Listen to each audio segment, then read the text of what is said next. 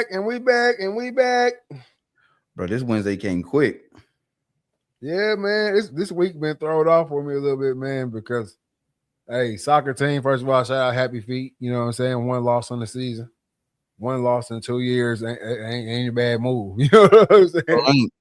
But shout out to Happy Feet. You know, we ended our season, had us a little party last night. Threw my whole little week off, man. I thought Monday was Tuesday. I thought Tuesday was today, and I thought today was Thursday. My week just all been messed up, man. Shout out Nora Ray. My baby girl turned 5 today. Birthday. Bro, as soon I had to make that picture, bro. Bro, I laughed and laughed and laughed at that shit, bro.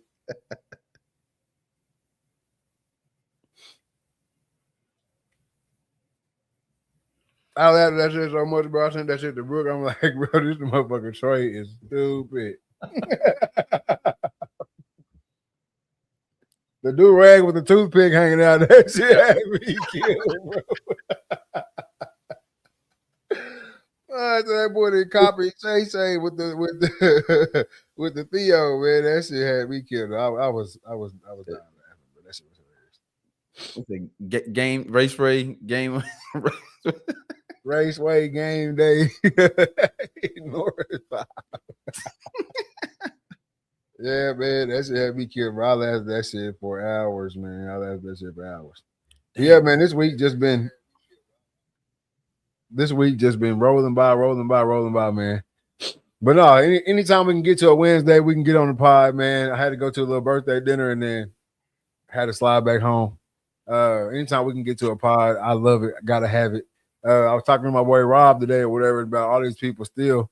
Every day you see all these people trying to get in the podcast game and saying they want to start a podcast and they want you to be involved in their podcast or whatever it is. And he was like, man, I don't believe him. No, I don't believe him because I don't see nobody just keep going and going and going with it. Dude, I've seen so many podcasts come and go, bro. I'm talking about started up. They might have, and they'll start out have a fire episode. First one be fire. And then that second one, you can kind of tell they didn't really put it together. That third one, you can tell that they looking at the numbers is not going the way they want to go, and they trying to make some shit happen, trying to make a viral moment. And after that shit, they like hang it up, shit on the shit for sale on Marketplace.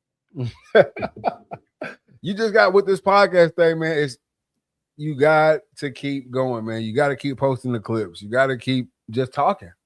You got to keep it rolling. If you go every Wednesday, you got to go every Wednesday. If you're going to go on Mondays, you got to go on Mondays. And it's the name of the game, man. You hear it all the time in all things, but definitely in this podcast space or the media space in general, you trying to be an influencer or whatever, bro. It's consistency. Consistency. How many times we get on the phone? Yo, see Bailey vlog on this thing tonight. How many times we get on the phone where we like, bro, you remember when they started such and such? Now look at them. Yep. You know what I'm saying or whatever, like, Bleacher Report just signed them or Barstool just signed them or whatever. You know what I'm saying? Like so many guys that we watched on the blurry screen. Jennifer Painter 1245 said, hi, what's good? What's good? So many people we saw start on the blurry iPhone and now they got a whole studio and they doing a big production. And it's just consistency, man. The name of the game, you gotta keep going. Gotta keep grinding, man. Gotta keep grinding. It all sound good, but then when you put it in practice, it's like, bro, you just can't just pop up and cut the camera on. I see that a lot too. Just pop up, cut the camera on, ain't got no show plan, nothing. They just kind of on their phones, and I can't stand that shit, bro. How you live for 3 hours and looking at your phone? No, yeah, you gotta have a game plan, man. You gotta have at least an outline. I'm not saying you gotta go word for word off the nose. Hell, we don't even do that, but you gotta have some type of outline. And also, not to toot our own horn, but we typically tend to know what the hell we talking about too. Yep. So it, whatever we stay pretty much in the know on all things rolling around. But yeah, we got a lot to get into tonight, man. We got to talk about some watch collabs, luxury brands bringing it down to the common man. You got to talk about that, man. Victory Wembanyama, the alien leads in the Series 3-2 right now. Oklahoma City brought out the brooms on LeBron and the Lakers. Vegas Golden Knights, expansion franchise done right. Lane Kiffin had some things to say about his previous spot. Steve Sarkisian added into that, man. And we got to talk about some college football playoff contenders tonight, man, on the podcast, man. So y'all stay tuned into the Read, Talk, and Listen podcast. But I only got one question before we get into all that, man. What's that? You ready? Let's do it.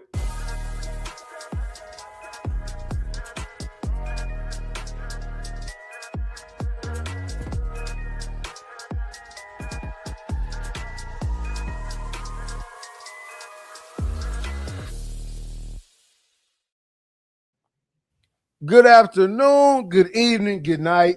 This is season 8, episode 17 of the Read, Talk, and Listen podcast. I am your host, Nick Reed, along with my brother and co-host, Trey Reed. No Killer Cam tonight. How you doing tonight, man? Bro, I'm exhausted, bro. I got up this morning, hit the gym, leg day. This is day 10 of the 75 hard. Damn, bro. I got home and crashed out, bro. I'm talking about got Theo, gave her a bottle, and mid bottle, bro. I'm conked, knocked out. And we didn't wake up till 11 o'clock. Boy, hey, that's how it go, man. That's how it go, man. That body got to figure out what the hell going on. The only way to know how to do that is to go to sleep. That's it, man. That's it. So I'm exhausted. Then hopped on, had a podcast right before this. I was a guest on the Hunt Unknown podcast. A guy out of Jersey, man. Shout out to him. Nitre, dope podcast, man. We had a good time over there. So just rocking and rolling, man. Most definitely. Hey, I want to give a big shout out to my super producer Cam, man. I know he's been off and on here lately. He's been out the way for a little bit, man, but he's got some real good shit going on, man. I just want to give him a big shout out tonight, man. Give my boy some noise. Killer Cam. Yeah, man. Just know he is in his bag. While he's in his absence, he in his bag, man. So y'all make sure if y'all see my boy, y'all get at him over on the Instagram, man. Make sure y'all give my boy a shout out. Let him know he doing big things, man. Gobble Lou 897 says hi as well. What's up, Gobble Lou? What up? The name is crazy. The name is crazy, man. But let's go ahead and get the elephant in the room out the way, man. It's a sad topic, man. It's a little sad topic, but we kind of knew it was coming in the first place. OKC sweeps the Lakers, man. Sweeps the Lakers. What did you see in this series, man? What did you think about it? And what did you think about the OKC Thunder? Bro, the Lakers had nothing for OKC, man. They just had, it's like it just wasn't enough in the tank, man. And I saw a championship team play against a team that wasn't championship caliber. That's what you saw. And the fact that, like, what bugged me the most is all the, the sports writers and analysts and all that acting surprised and they upset with LeBron, like, you gotta go out there and put up a fight. Bro, I gave you everything, bro. I'm 40. I'm giving you everything I got. I gotta have help, and people make it sound like, well, they swept LeBron. They forget that there was 4 other motherfuckers on the court too. Yeah. It was OKC versus LeBron. That was it. Wasn't nobody else on the team. So it's like, man, it just looked bad, and I didn't like the fact that they were meeting with the referees after the game and the whining and crying. Like, bro, just let it be, man. It's all you can do. It just looked bad all the way around. Yeah, it didn't look too good. But like I said, anybody who actually watched the season and knew what the Lakers actually had in the tank without Luka kind of knew this was coming. You know what I'm saying? I think we mentioned it on here in the Houston series. Like, yeah, it's all great that they beat in Houston, but damn, it's a monster waiting on them on the other side of this thing, man. And OKC, they showed up and they played their game. They have bench players that could be starters on the Lakers. You know what I'm saying? I know, hell, we love to have McCain, yep. AJ Mitchell. Anyone, you insert any one of those guys on the Lakers team, man, and that's a lot different. ball club over there, man. But no, LeBron, there's nothing to talk about in LeBron. I mean, hell, he led the series in points. You know what I'm saying? He led the whole series in points. I think he had a double-double in that last game. It's only so much he can do. Yeah, I mean, only so much, man. And So everybody's like, "Oh, this is gonna be a stain on his legacy," and it's like, it's not, man. Like No. team accomplishment shouldn't be a stain on one individual's legacy. His legacy is already written. Yeah, that's the thing. These are the years that's supposed to be 16 points, shit, coming off the bench. You know what I'm saying, or whatever. Like, dang, you know, these are those years. His legacy cemented, man. I don't think there's any, because if he win one, it's not like y'all gonna boost him up. right. So losing one ain't gonna knock him down. You know what I'm saying? Like, the legacy is the legacy, bro. It is what it is. What he's done to the game, what he's done for the game, what he's done for himself and his family and his friends, it's already set. That's it. There's really no change in his legacy. It's like a batting average, right? Once I get to game, they've had 100 and something games. Once I get to game like 115, the average ain't really swapping too much. Yeah, it ain't moving. I done too much already. You know what I'm saying? Ball in 415 says this was a no-brainer without Luka. They're losing. In all honesty, with Luka still losing, but you might get a few games. And yeah, I agree. With Luka, you might get one. You might get one game with Luka. But the thing, even when Luka's there, he still got to go sit down. Yep. Just like when Braun got to go sit down. Austin Reeves got to go sit down. You still end up with a lineup out there like Marcus Smart, Rui, Luke Kennard, fucking Jake LaRavia, and Jackson Hayes. That's still something you're putting out there on the floor. You know what I'm saying? So,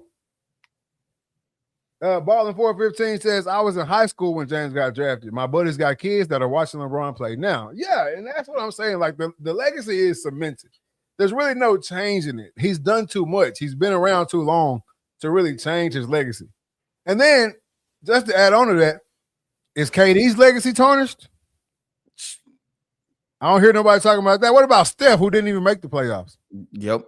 Is his legacy? You know what I'm saying? Like, what makes this tarnish LeBron's legacy, but nobody else's legacy is getting Joker? Is his legacy tarnished? He got booted at the playoffs.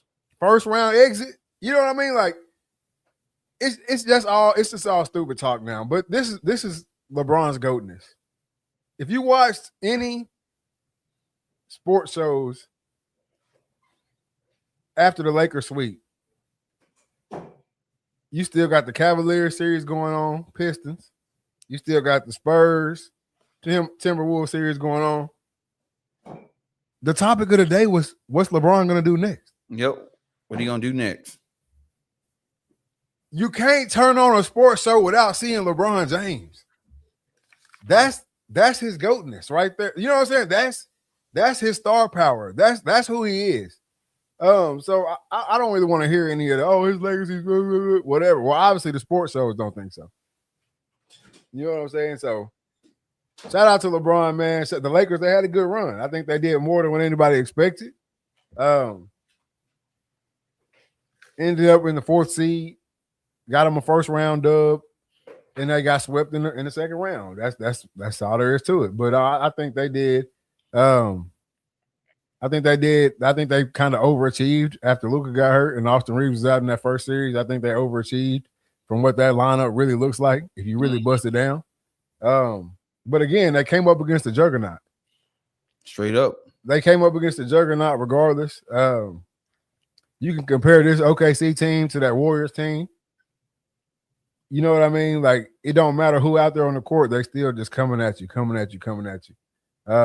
mean, you saw AJ Mitchell pull up to tie the game in that fourth quarter of that Monday night, like he was a fucking number one option.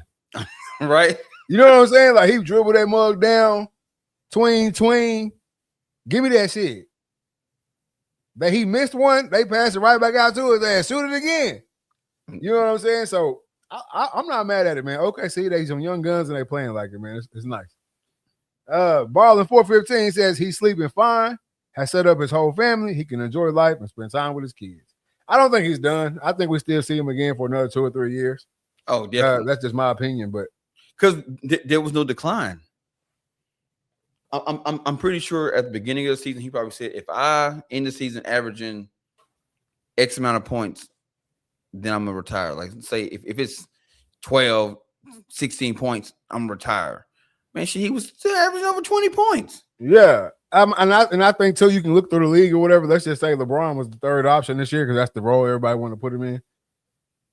Find how many third options scoring 27 and 6, 26 and 7, whatever his stat line ended up at the end of the year. How many third options go into the playoffs and average 23?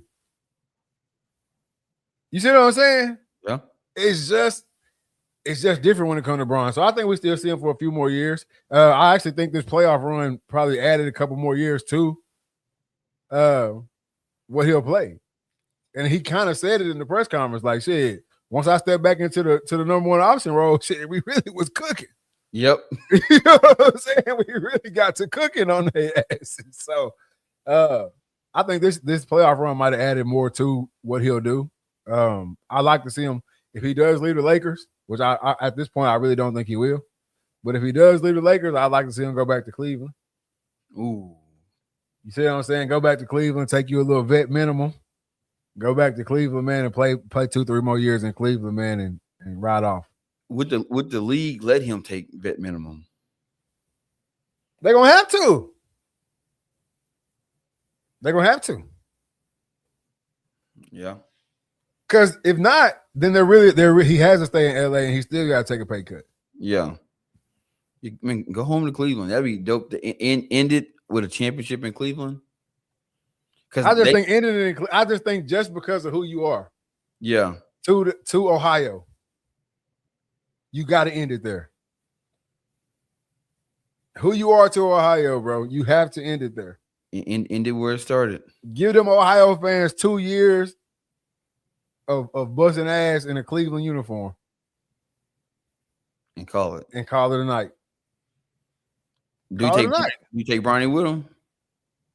I say yes, but shit, he might not be able to. You see what I'm saying? Just because the money funny. Yeah.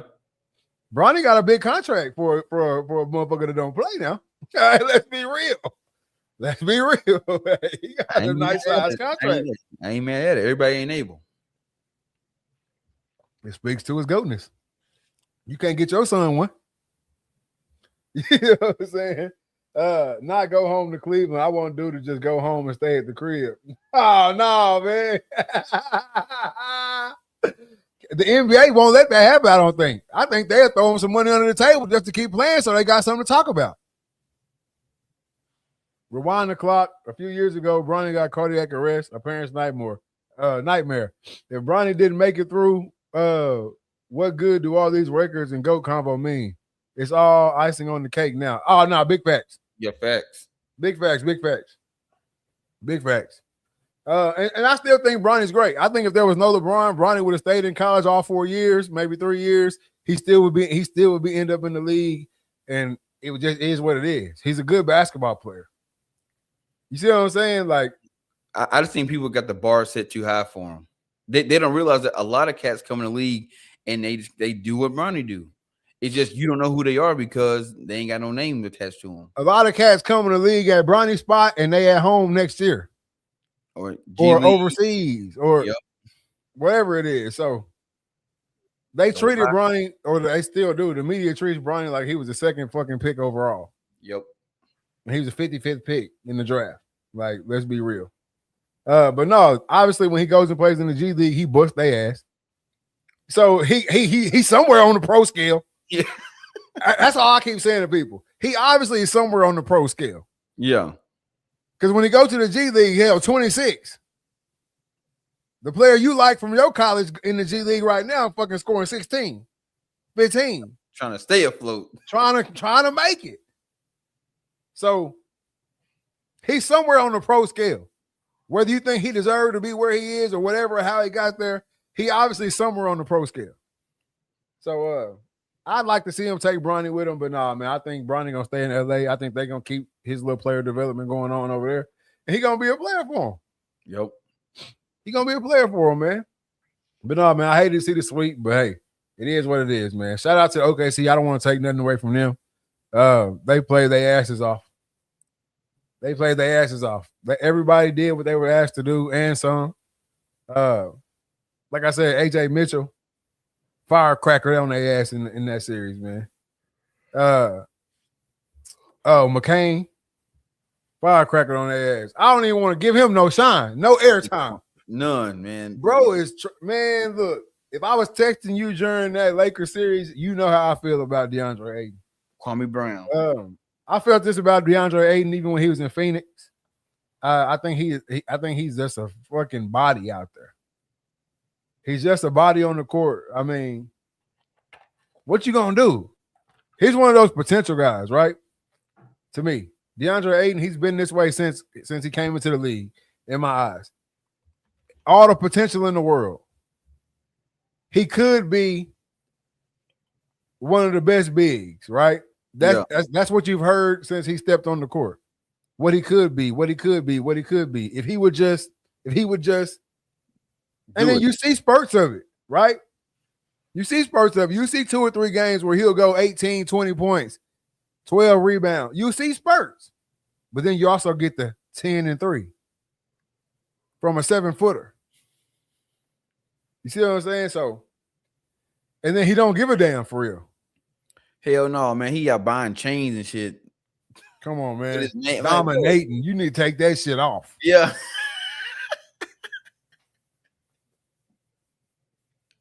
Bro, if I was a jeweler, I'd be like, bro, I ain't making this. I ain't put my name on this. Hell no. If I'm a jeweler, give me your bread. Tell him where you got it.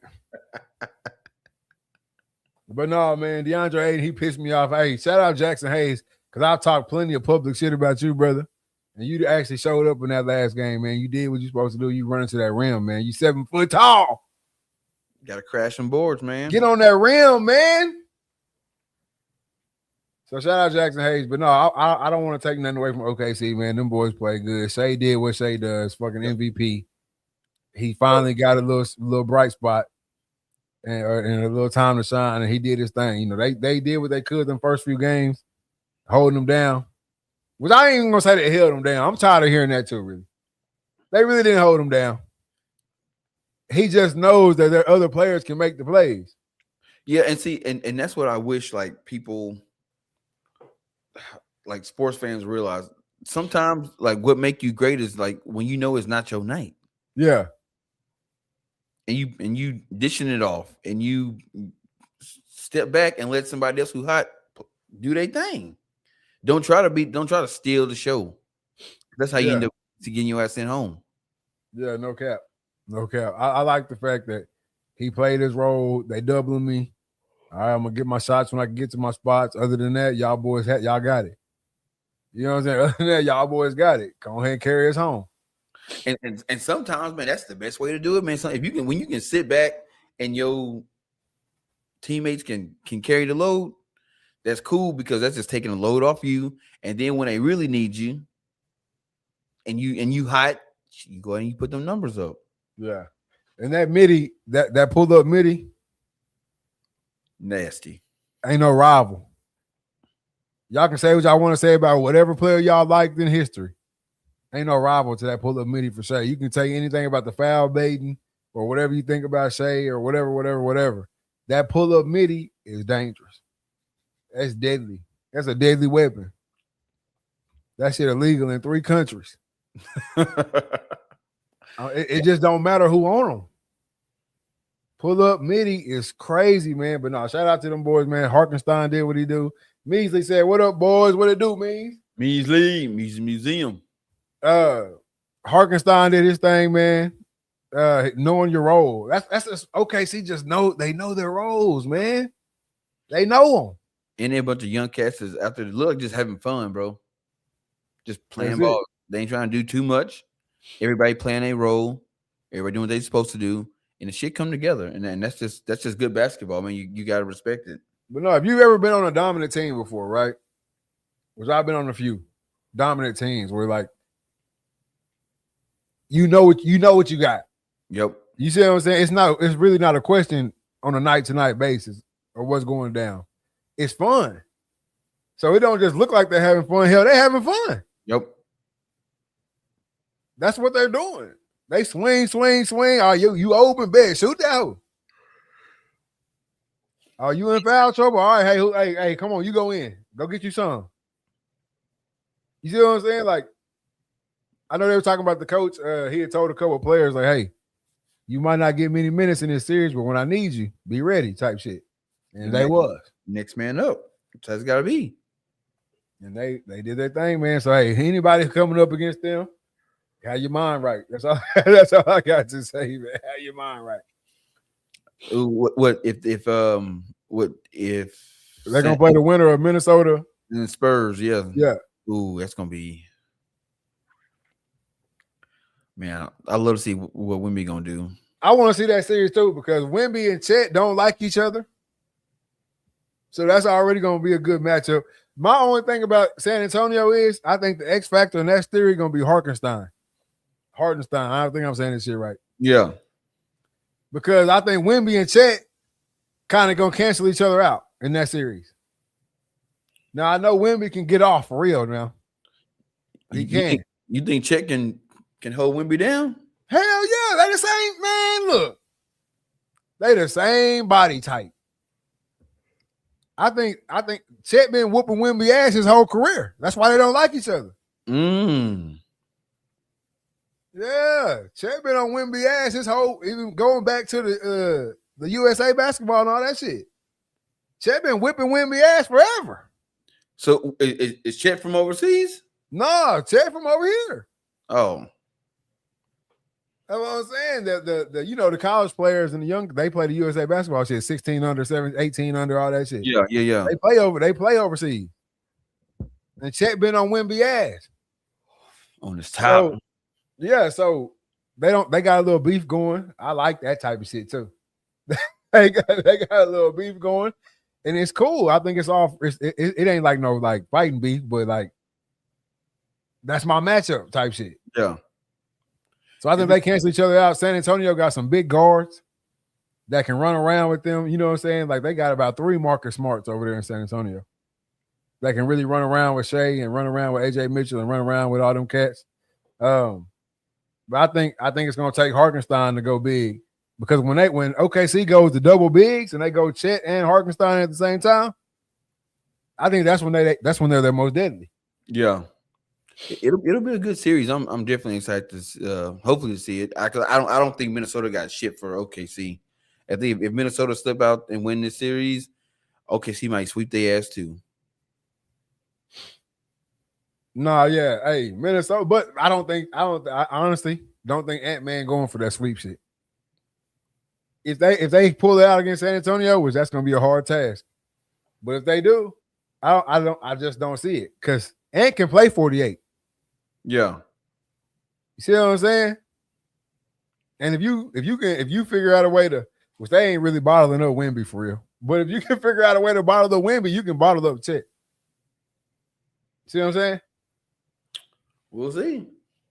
But no, I don't want to see that. I don't want to see Minnesota. No, I want to see Wemby in that thing. I want to see Wemby and Chet. I want to see OKC versus Spurs. I want to see De'Aaron Fox and Shea. I want to see what's my boy with the dreads over there in San Antonio? Damn. The other guard. I want to see them boys, man. I want to see them versus OKC. They the 2 youngest squads, and they got a lot of people that match up. Ball in 415 says crazy thing is OKC is still so young and the best team in the league. On top of that, they still got a lot of draft picks with that Paul George trade. Crazy. No doubt. But at the end of the day, that money gonna look funny too. Yep. Because Chet, Shea, and Jay Will, they taking that cap. They money start next year. Hell, Shea money start next year. Well, see, and that's the thing that I've always debated about. All right, y'all young, y'all got a lot of potential. Let's just say they win a championship. So now y'all go back to back. Boom, contracts come up. Do y'all 3 not sit down in the room and say, hey man, look here, let's not take the max. Shay, obviously you get the most money because you 2-time MVP. You the head of the ship. But then Chet, I'm gonna take a little bit, and then the next guy I'm gonna take a little bit. You know what I'm saying? Like, so y'all can keep the train rolling. But see, that all would be cool if they contracts all came up. Let's say they all contracts was coming up at the end of this season, right? Then that's cool. Yeah, we 2-time champions. Let's all sit down and say we're gonna keep this thing together. But the thing is, Shea signed his deal last year. Yeah. The money just don't start till next season. Okay. Same thing with Chet. Same thing with Jay Will. They signed before they 2-time champs. Oh, okay, I got you. You see what I'm saying? So I think this year Shea making a few mil, but next year he makes 60 or some shit like that. Jay Will make 40, Chet make 40 or a little bit over 40, both of them. So the cap only like 300 something. They may have room to bring in 1 or 2 more. Oh, but then you got, so who gonna get paid? You gonna pay AJ Mitchell? Because they gonna come knocking. The other teams after this playoff run, they finna come knocking. Hey, how about we turn them 17 minutes into 32? I mean, if you wanted the bench guys coming off, that's what I'm saying. Hey, I appreciate the 2 championships. Bro, that's when dynasties. That's how dynasties, like, there's not that many dynasties that ran for a long time. Yeah. Because eventually the little pieces that's really keeping that whole rolling for real, they become major pieces for somebody else. Yeah. The reason why Golden State was able to keep their shit together for so long is because they had their core 3 that really mattered. And everything else was kind of interchangeable. So you had your Harrison Barnes, your Andre Iguodala, you had your David West era, you had your Bogut as the big era. You know what I'm saying? But at the end of the day, it was just Draymond, Steph, and Clay. Then we brought in KD. When we brought in KD, we shipped out a bunch of them little cats, but KD was like 3 people. So, you know what I'm saying? Like, we just kept, they was able to keep their core going they keep their dynasty going because, and that shit was only 4 years. I don't think Tom Brady took a pay cut. I think now that more shit's coming out, I think it was they weren't going to pay him in New England. It just sounds good to say. Yeah, Tom Brady took a pay cut. I don't know. Yeah, it's like, and then we talking about Tom Brady, we talk about Steph Curry, we talk about LeBron. LeBron really didn't get his real worth and pay till he got to LA. You see what I'm saying? Yeah. I don't call that taking a pay cut. What you could have made a pay cut is you was making $100 million a year, and then you say, hey, I'll make 30. Or I'll make 50, I'll make 40. You see what I'm saying? Yeah. But being worth $100 million and only getting paid 40 is not a pay cut. Yeah. Not pay cut at all. That's not a pay cut. So that's a big difference in that. But it's easy. Go ahead. I'm saying no, just what Ballin 415 said. Yeah, a lot of under table shit. Yeah. Oh yeah, keep it off the books. Yeah, like I'll say this forever. I to this day still believe that Jerry Jones was given I forgot his name. Dez Bryant money under the table. Because I ain't fan, scratch this shit. I ain't coming. I'm holding out. And then a couple days later, we came to an agreement and everything is all fine. What? They just changed their mind. I know a man like Jerry Jones, but he the gambler. Bro, all of them cats doing that shit. LeBron, Dez Bryant, Zeke, hell, Curry, all them cats getting that off the books money, man. Brady was promised ownership stake for less money, but got backstabbed. Yeah, we promised you that shit way back in the day. We ain't really think we're going to go that route now. Yeah. I hope you my boy over there in Oakland. I don't think we'll ever see that shit where a team will give a player ownership. Well, he's saying they probably promised him ownership once you're done. Even after that, like not many teams gonna give a player ownership after they get out. Like that's a lot to because what is that worth? Because say I tell you, all right, Nick, when you get done playing, I'm gonna give you 25% ownership of the team or whatever the amount is. Well, who's to say once you get you retire, your ownership status kick in, you sell out.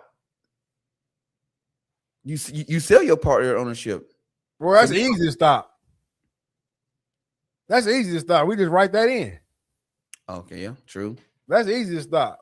But no, I think they say shit like that all the time because I just need you to take the cut now. Yeah. Shit that happen down the road. I'll cross that bridge when I get there. Yeah. Or just make it like New England did, just make it so bad in the end where you don't want to mess with me no way. Exactly. So that's easy work. I think they do that type of shit all the time. But no, I think all big name players who take the money that they can get at that time for the betterment of the team, all taking the backdoor deal. Yeah. Whether it be a promise for down the road or whether it be, we sliding this. The Dallas Cowboys ain't paying you, but Jones Corporation is you getting a check from them every 2 weeks, like you working somewhere. You know what I'm saying? However it go. But I think that, man. But no, I think OKC got some big decisions to make after this season, especially if they win one, because the team's gonna come knocking. Yep. No, as an owner, how do you keep that team together? Or are you even interested in keeping a team together? Like, I'm not. Yeah. I'm not. As an owner, I'm not interested in keeping this shit together. As an owner, I just need shit. The one championship had me good for the next 10. As long as I can win one a decade. I was just gonna say, like, because I think we get it misconstrued that these owners care about championships like we do as a fan. I don't think they do. I think you hit the nail on the head. I think for them it's one, I own the team. So it don't even really matter, you know what I'm saying? And can nobody fire me? I own this shit. Yeah. But in order to keep my team relevant, to keep jersey sales high and shit, to keep these asses in the seats, I gotta, like you said, I gotta give you one every decade. Hell, if I can give you back to back, shit, I'm good for a long ass time. That's what I'm saying. They're gonna be talking about me forever. And then if I give you 3, shit, I'll dismantle this whole son bitch. I'll start from scratch. I'll start because I got 3 of them things. Yeah, and you gotta think about it from the little cat perspective, right? As the owner, you can't afford them if they win again. Exactly. Yep. You got to think about it from the little cat perspective too, right? The SGA trade looks really bad for the Clippers right now. Straight highway robbery. No doubt. No doubt. But at the same time, this shit wasn't happening in LA. Never. This shit wasn't happening. You could have had because, like, let's think about this. SGA, Paul George, and James Harden on the same team. What does that look like? Does that look anything like OKC? No, because then you got to bring in Boo Boo the Fool and you know what I'm saying? Like, you got to bring in just some random cats to fill the rest of the spots up. You don't get the guys that OKC had. Like, and OKC, this shit can't happen everywhere. The shit that OKC got going on, it just can't happen everywhere. It only happens in places like a Golden State where the culture over there is like this, right? Because this don't even look like a Miami. Like, whenever they made the big 3 in Miami, this don't look like the big 3 in Boston. This don't look like that shithole they try to make up there in Brooklyn. Like, it don't look like that. It looks like real fun basketball, just like it did in Golden State. Golden State, when they had their stadium out there in Oakland. The rough side of town. You know what I'm saying? Like, every Golden State Warrior fans are legitimate fans. We come into the games to make this whole loud when we was getting our asses kicked. Yep, when they had Baron Davis. Yeah, so the first sprinkling a little winning in that thing, you can't survive in here. and they made it a culture of that. When you come play in Golden State, you already know what type of time it is, right? Same thing with Oklahoma City. Ain't nothing else there. Nope, small market. Ain't nothing else there. It's the Thunder. So them fans is really in there for real with the team.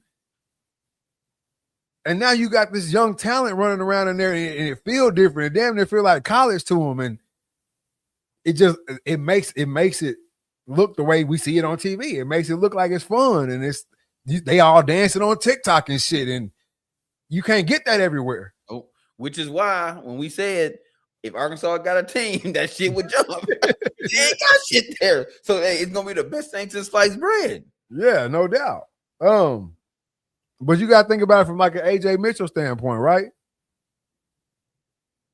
After this season, his agent finna call him and say, hey, Houston need a point guard. Yep. They want to sign you for 120. See what?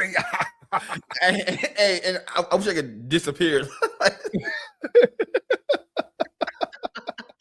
Because that's what it would be like. Yeah. And fade out. Wallace, the good defender and the 3-point shooter who damn near looked like he couldn't miss a fucking 3-pointer to save his life in the playoffs. Somebody gonna call and say, I want to sign you for 95, 100. Hell. So that's why, like, you gotta look at it from the owner standpoint where, hey, hell, we done won 2 of these things. We are monsters. My organization, because when the players leave, the championship stay. Yep. The championship stay. So we didn't in the 2020s, we didn't won 2.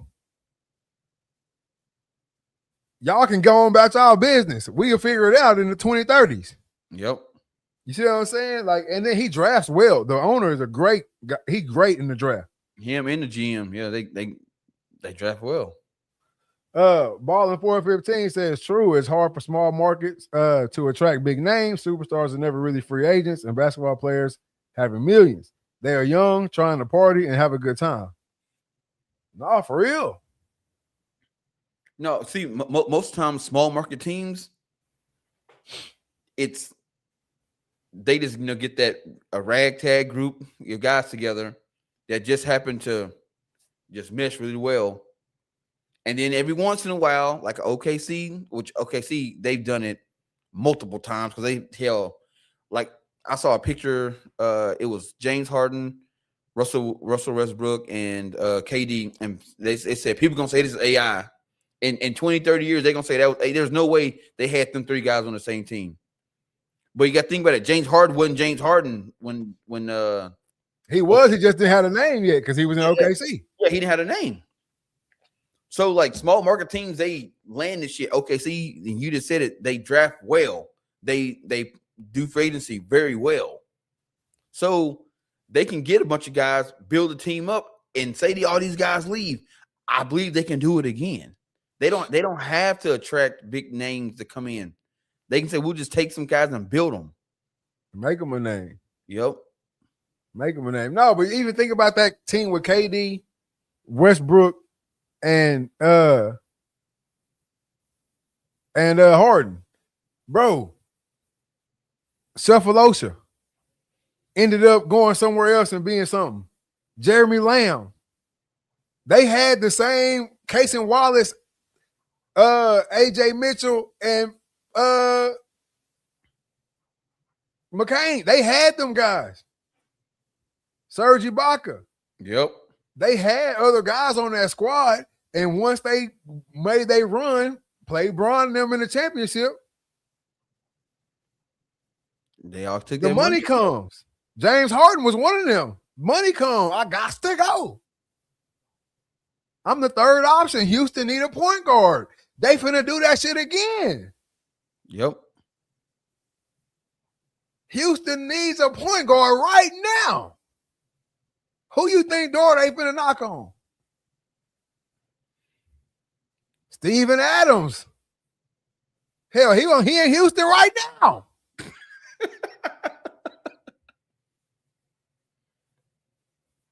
Yeah, OKC was young in that finals. That's what I'm saying. They young in this one. They finna be young in this one. Whatever that GM and owner is doing in OKC, hey, that shit, that's the recipe, man. It's the recipe. It is. It's just hard to get a cat like this. Like, let's just say Miami. Miami went young a few years ago. It's hard to get them cats in Miami to get on basketball for real. Yeah, there's a lot of shit going on in Miami. A lot of shit going on in Miami. It's a lot of shit. Man, we bring you to Oklahoma City, bro. We are the shit. That the OKC games is what everybody's doing. So, hey, they got to figure it out over there, man. Yeah. Shout out to them. I ain't never been a hater. Never that. Never that. I ain't never been a hater, man. But no, so they just know what they're doing. It works well. They got a lot of, like I said, they got a lot of big decisions to make in this offseason. I think they can do it though. Yeah, I think they can do it. They got no distractions. Exactly. You got to get on TikTok. Y'all better hang out. What else? You know what I'm saying? Y'all better hang out together. Shit. I want to say, man, they got a lot of commercials together. What you call it? Yeah, they do. It's SGA and Chet, and what's the other guy? Jay Will. Yeah, they got a whole lot of commercials together. Because that's all they can do in OKC. So it builds that camaraderie though. Hell yeah, they probably all hanging out together and shit. And SGA get a call, hey, come shoot a commercial. But shit, I got Chet, nobody with me. She bring them too. We'll cut them a check. Yeah. We'll cut them a check. Just don't tell them what you getting paid. Yeah, come on down, shit. No, man. Hey, if you tuned into the Read, Talk, and Listen podcast right now, man, on the Facebook, hit that follow button, man. Hit that share button, man. Let everybody know what you're watching, why you're watching, and where you're watching over here at the Read, Talk, and Listen podcast. If you're over on the YouTube, man, hit that subscribe button, man. Hit that notification bell so you can know anytime we go live or anytime we drop some short form content over on the YouTube, man. Get over to the Instagram. Follow my guy right here, DA_DreadedArcher17. Also follow myself, Big Poppy _O&E9. Hey, if you can't watch us live, take us in your pocket with you on the go, man. Download the Spotify app. Subscribe to the Read, Talk, and Listen podcast, man. You can catch these episodes on the go. We'll make your drive shorter. We'll make your day shorter, man, and a little bit better. All right? You are now tuned in to the RTL Podcast. Rocking and rolling on down, man. Rocking and rolling on down the list, man. Hey, it's some more stuff going on in the NBA too, obviously, man. The Pistons series. Donovan Mitchell looks like he's on a mission right now. Alongside James Harden. James Harden's finally starting to play better, but we ain't gonna get into all that, man. The East is kind of Detroit winning right now, 95-89. So they finna go what 3-2 in that one. It's 2-2 right now, right? Yep, be 3-2. Yeah, it'll be a 3-2. It'll be 3-2 if they win that thing, man. But no, them boys playing good, man. That's another young squad over there in the Detroit. So they're gonna have some decisions to make after this year too, because them boys been running. So hey, it is what it is, man. Shout out to it. The NBA looking good right now, man. I know a lot of people was hating on the NBA at the beginning of the season, but they playing some good ball in these playoffs. Yep.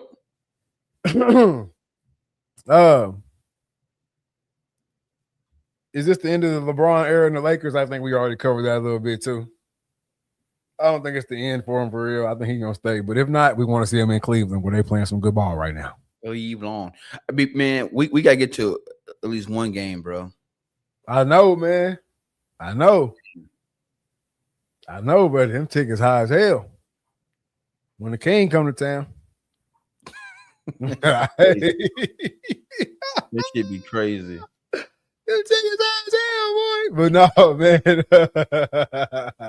man. Swatch and Audemars Piguet coming out with a collab, man. $300 collab for the luxury brand. Watch. Bro, I saw this shit. And it's got people, oh man, they cheaper than the brand, man. I ain't gonna get one. A lot of y'all cats out here that's wearing APs, it's not a real AP, it's a knockoff. Bro, a real AP is like a car note. Or hell, not a car note. It's like buying a whole car, $45,000-$50,000. Ain't none of y'all got the kind of bread to be rocking no watch. I saw a dude at Walmart and had on look like an AP. Bro, you ain't got no AP. You here in Texarkana Walmart. Man, look here. Let me put y'all on game real quick, man. Free plug. You better get your ass on Whatnot, type in Invictus, and swipe away. I'm telling you. Bro, like there's this guy that I watch on YouTube, man, and he's like a real watch dealer, bro. And he like, man, and he got big because he be, you know what I'm saying, busting out rappers like, bro, that watch ain't worth what you say is worth. Yeah. As soon if you buy a Rolex, the minute you drill it and put a diamond in it, it joker ain't worth shit no more. Yeah. It's worth the diamonds you put in it. That's it. And he goes, like, it is what it is. But no, but people are all upset, you know, saying they cheapening the brand. And I don't see it that way. I see it as if I'm a luxury brand, my luxury item, the people that's buying it, gonna buy it. Mm-hmm. So that's a segment of the market that I already captured. But shit, I ain't got nothing for the average day cat that want to spend $300 to $500 on a watch. Well, shit, let me drop something down that way. Yeah. Ballin 415 says, do you think if LeBron leaves, Lakers will keep Bronny? I'm implying Bronny is on the team because of LBJ. Not hating on Bronny, just asking. Yeah, we talked about that a little bit earlier, man. I think he'll stay. I think it'd be dope if he left and they both played for Cleveland because, I mean, shit. Cleveland watched Bronny grow from literally a baby to a man. I'm telling you. So I think that'd be dope. But no, I think he'll stay. I think he'll stay with the Lakers organization for a little while anyway. Oh, yeah. And then he'll go somewhere else and be a, you know, 7th or 8th man off the bench. And that's what he's going to do. He really ain't tripping about no bread. He probably just want to play ball. That's what I'm saying. But yeah, get back to these watches though. Man, people just upset that, you know, they doing this collab and, oh man, you know, it's going to cheapen the brand. Everybody going to have an AP. It's like, yeah, but like they separated it from their luxury brand. Yeah, it looked like one, but they luxury brand. They ain't got no blue, purple, pink, like the color. So if I see you with a blue AP on, hey, you spend $500, hey, that's reasonable.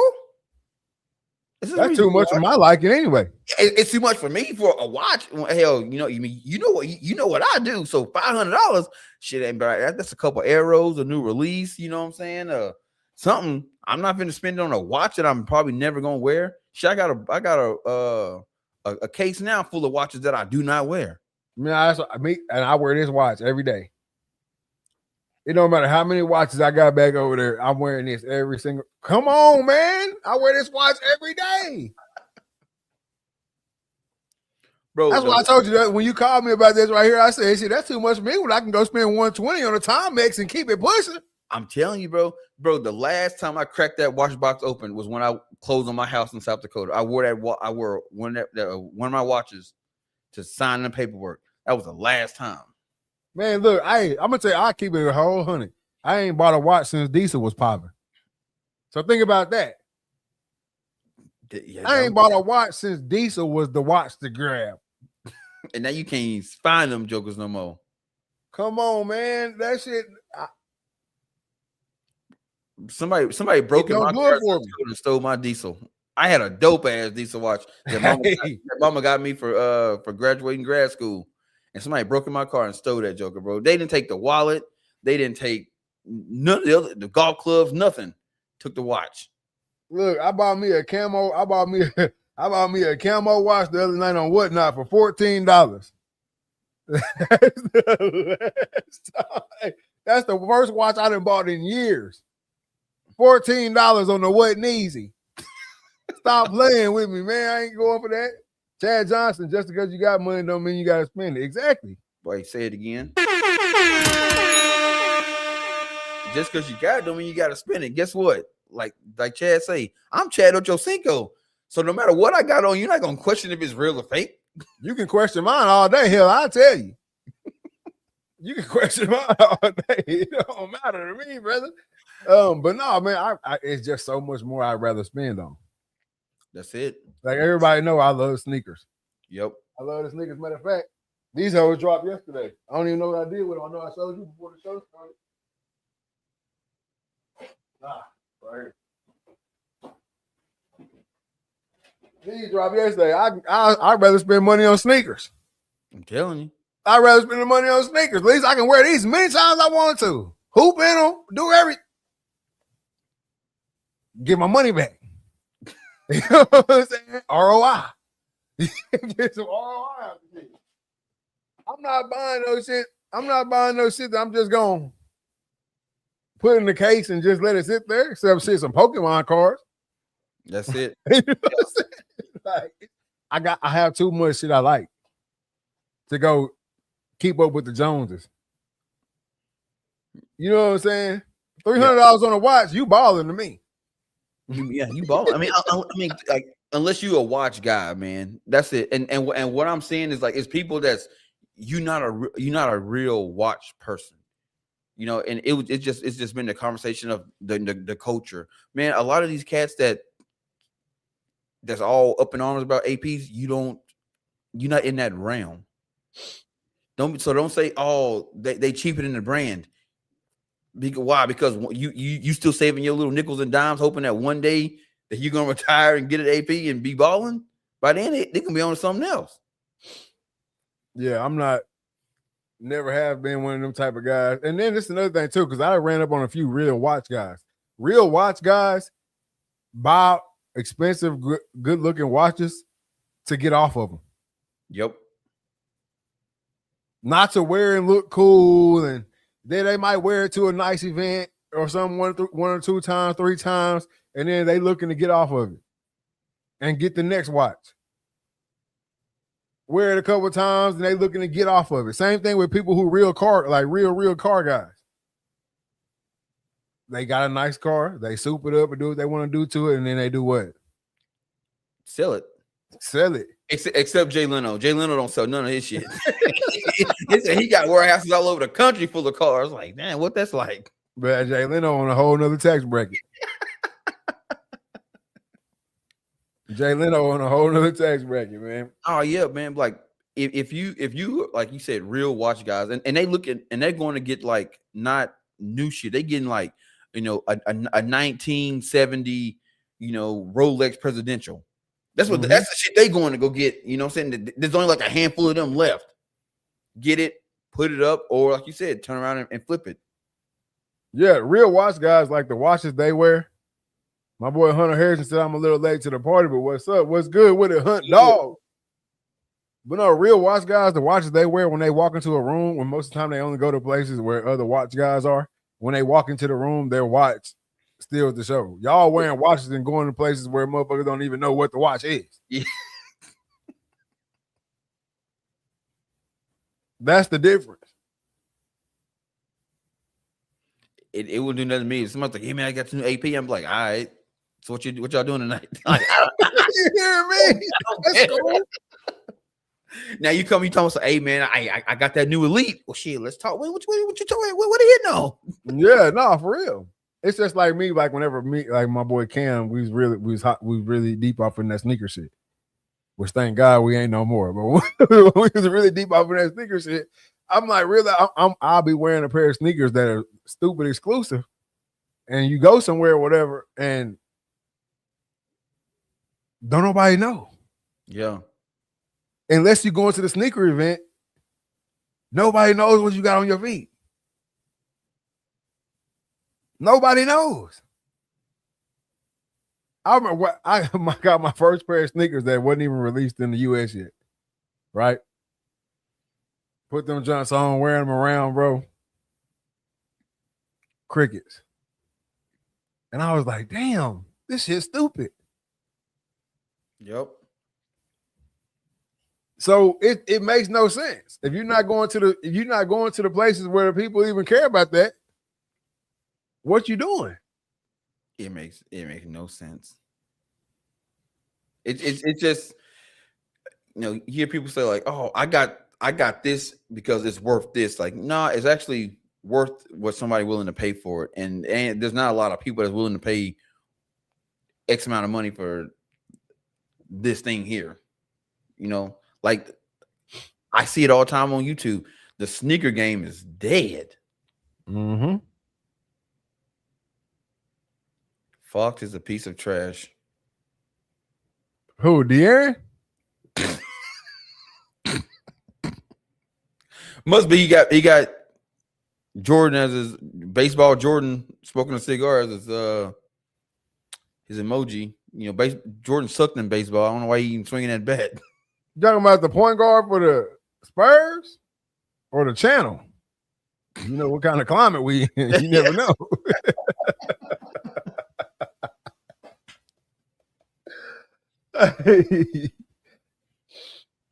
First Jordan pairs, walked around like a duck and putting socks on and sneakers not to get a crease.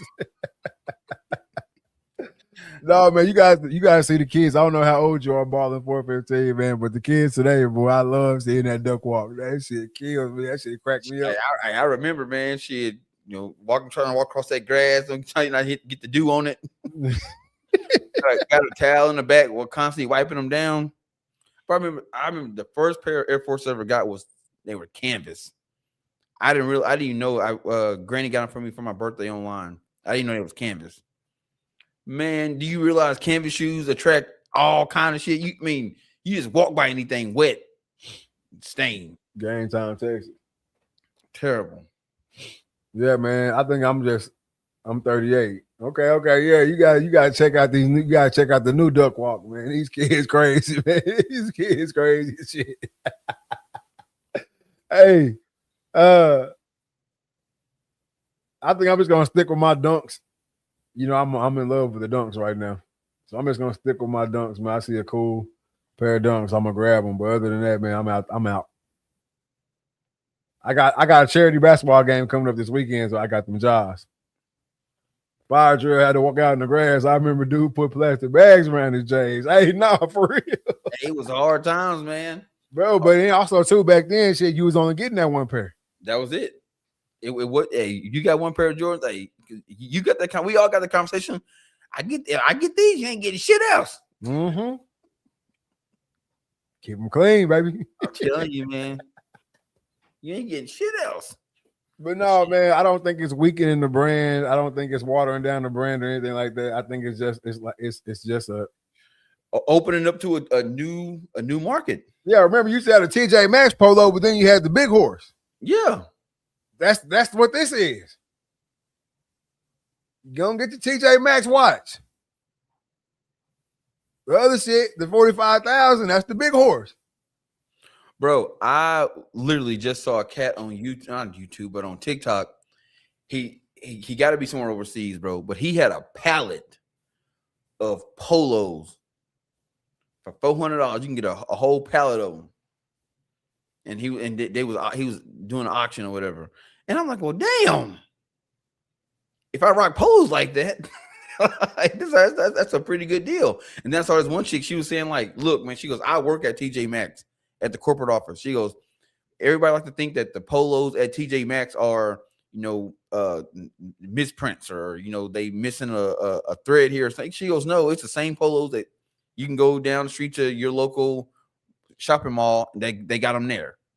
She's like, they over ordered and the polo factory overmade. So they selling us at a discount cost to get them off, because no matter what, whatever we buy from them, they still make a profit. Yeah. And it's like, the polos at TJ Maxx is out of season. Yeah. That's basically what it is. They out of season. You know what I'm saying? The cats that shop at Dillard's or whatever your equivalent to Dillard's is in your town. The cats that really shop there or they parents shop there for them or whatever it is, when they paying the $75 and $80 for the shirt, they bought that shit 5 months ago. And now you can go in TJ Maxx and you can get it for the 15.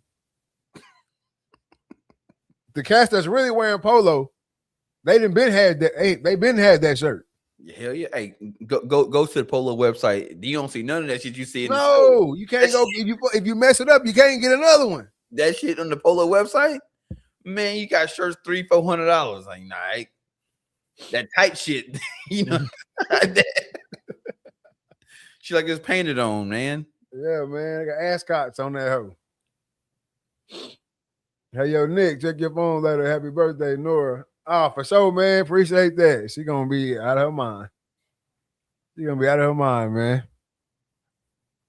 Shout out my super producer Cam, man. I told y'all about him earlier. Real one, man. But I don't think it's weakening the brand. I think they doing that's a smart business move. And I think it's also too in 2026 in today's game, you got to fight the knockoffs.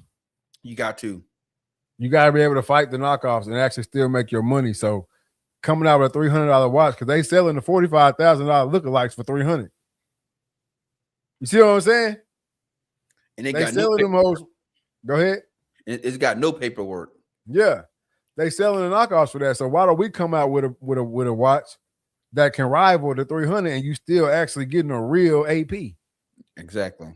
So bro, the knockoff game is crazy now, bro. Yeah, because I gotta refrain. It ain't called knockoffs no more. Replicas. Called reps. Yeah, it's the reps. The rep game is crazy. It's nuts, man. Like, bro, you can't. There was a time, I mean, when I was coming up, you could tell a pair of fake Jordans from a real pair. The Wook era. Yeah, you could tell. Now, you cannot. I saw a cat at the hospital the other day.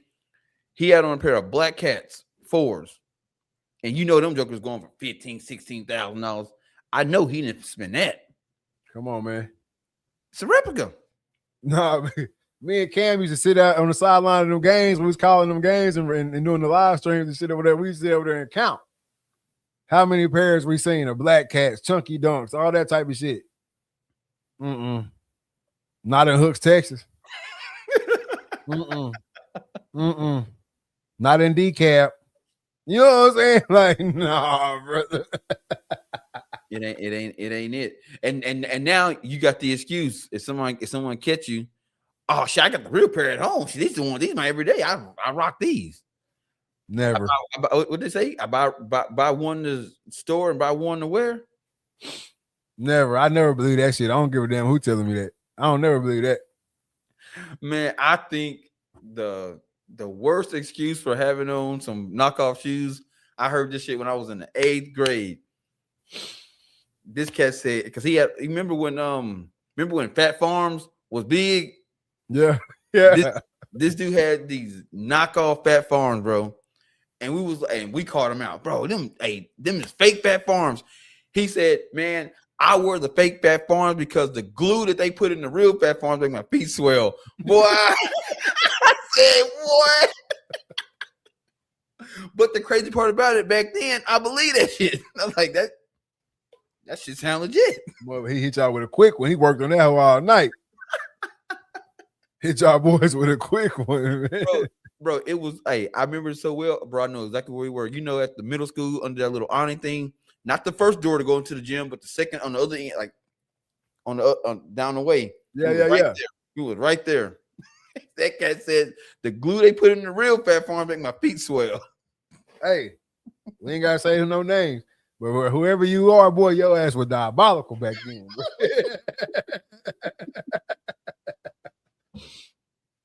Laugh, Fat Farm, long oversized white and black tees, G Unit tees, Echo Air Force Ones, good times. Like, you ain't lying, brother. You ain't lying, baby. We had a whole show talking about that one. You ain't lying. That's a different time right there, boy. You had the tall tee with the taller tee underneath it. On me, that has a little shit sticking out about that much underneath that. Oh, yes, sir. Bro, but we was talking about this weekend at the house, man. Bro, these young cats now, yo, I don't know how y'all dressing, bro. Y'all, it be 80 degrees. You got on North Face jacket, blue jeans, beanie. Hot them up. Bro, it's all about, I'm telling you, it's the same thing I said about the polos at TJ Maxx out of season. So, you know, in the summertime, the North Face price dropped tremendously. Yep. Yeah, that's what his mama said to say. But no, the North Face price dropped tremendously in the summertime. So a lot of cats now we can get it. Shit, if I got it, I'm gonna wear it. Ain't no waiting. Ain't no waiting. And then on top of that, everything is so brand whorish now. Even if you did buy the North Face in the wintertime, shit, you gotta wear that shit all year long because that's what you got. If I throw this North Face on with my fucking Walmart sweatpants and my Walmart white tee, I'm still rocking some designer shit. Yeah. And that's what I think that's where the dressing is coming from. I gotta put it on because I got it. It don't matter what the weather really saying. Right. This my claim to fame right here. Just like the little beanie with the fucking little squiggly words on it. I don't even know what brand it is, but they all wearing them. It don't matter if it's 80 degrees outside, bro. I got this, and I want you to know I got it. So it's all bad for business for them boys right now, man. I just say, I got girls, but if I had boys, ain't no way in hell. You better put you some shorts on before I whoop your ass. Bro, I remember it was like hell get you to wear shorts. I mean, get you to wear pants when you was young. You, man, 80 degrees, nicking shorts. 15 degrees, nicking shorts. Yeah, man, that's because I ain't like that husky shit. And I still don't. Bro, husky ain't no brand, ain't a size. No, I'm just saying, I ain't like that shit. I ain't like the way them jeans was fitting. Them Bugle Boys. Like that, man, shout out to Bugle Boy, man. Damn, we let Bugle Boy die, man. We let a lot of brands die. But no, man, I ain't like the way them pants was fitting on. I don't like that shit. Now we got the joggers. I'm good.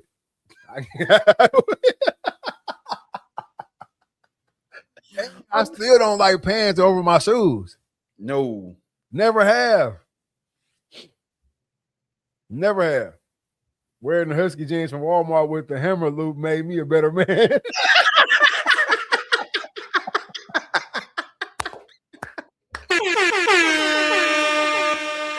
Not the hammer loop. Bro, I hated that shit, dog. I ain't gonna lie to you, bro. I hated every piece of that. I wear these shorts, man. We good. Shorts with the hoodie. We gonna make it. Put these up next to you, see if they fit.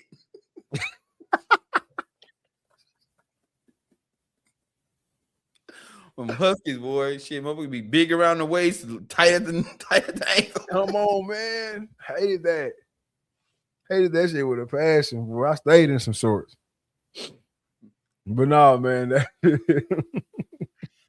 Yeah, I can't go for the pants over here. That's why like, the new pants they all wearing, they tight as hell, but at the bottom they get big and they cover the whole foot up. I don't know how y'all wearing that shit. Man, she remind me of them damn Jinko jeans back in the day, man. Big ass bottom, bell bottom type. You can put a whole damn console in the back pocket. I'm good on all that, bro. Hey, Hunt Dog, bro, you took me out, bro. Hey, you took me all the way out with that one, dog. He's ready to go to work, man.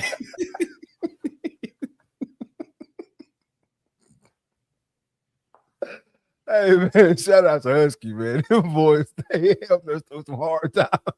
Boy, I wear 15 Husky, 32 Husky. 32 Husky.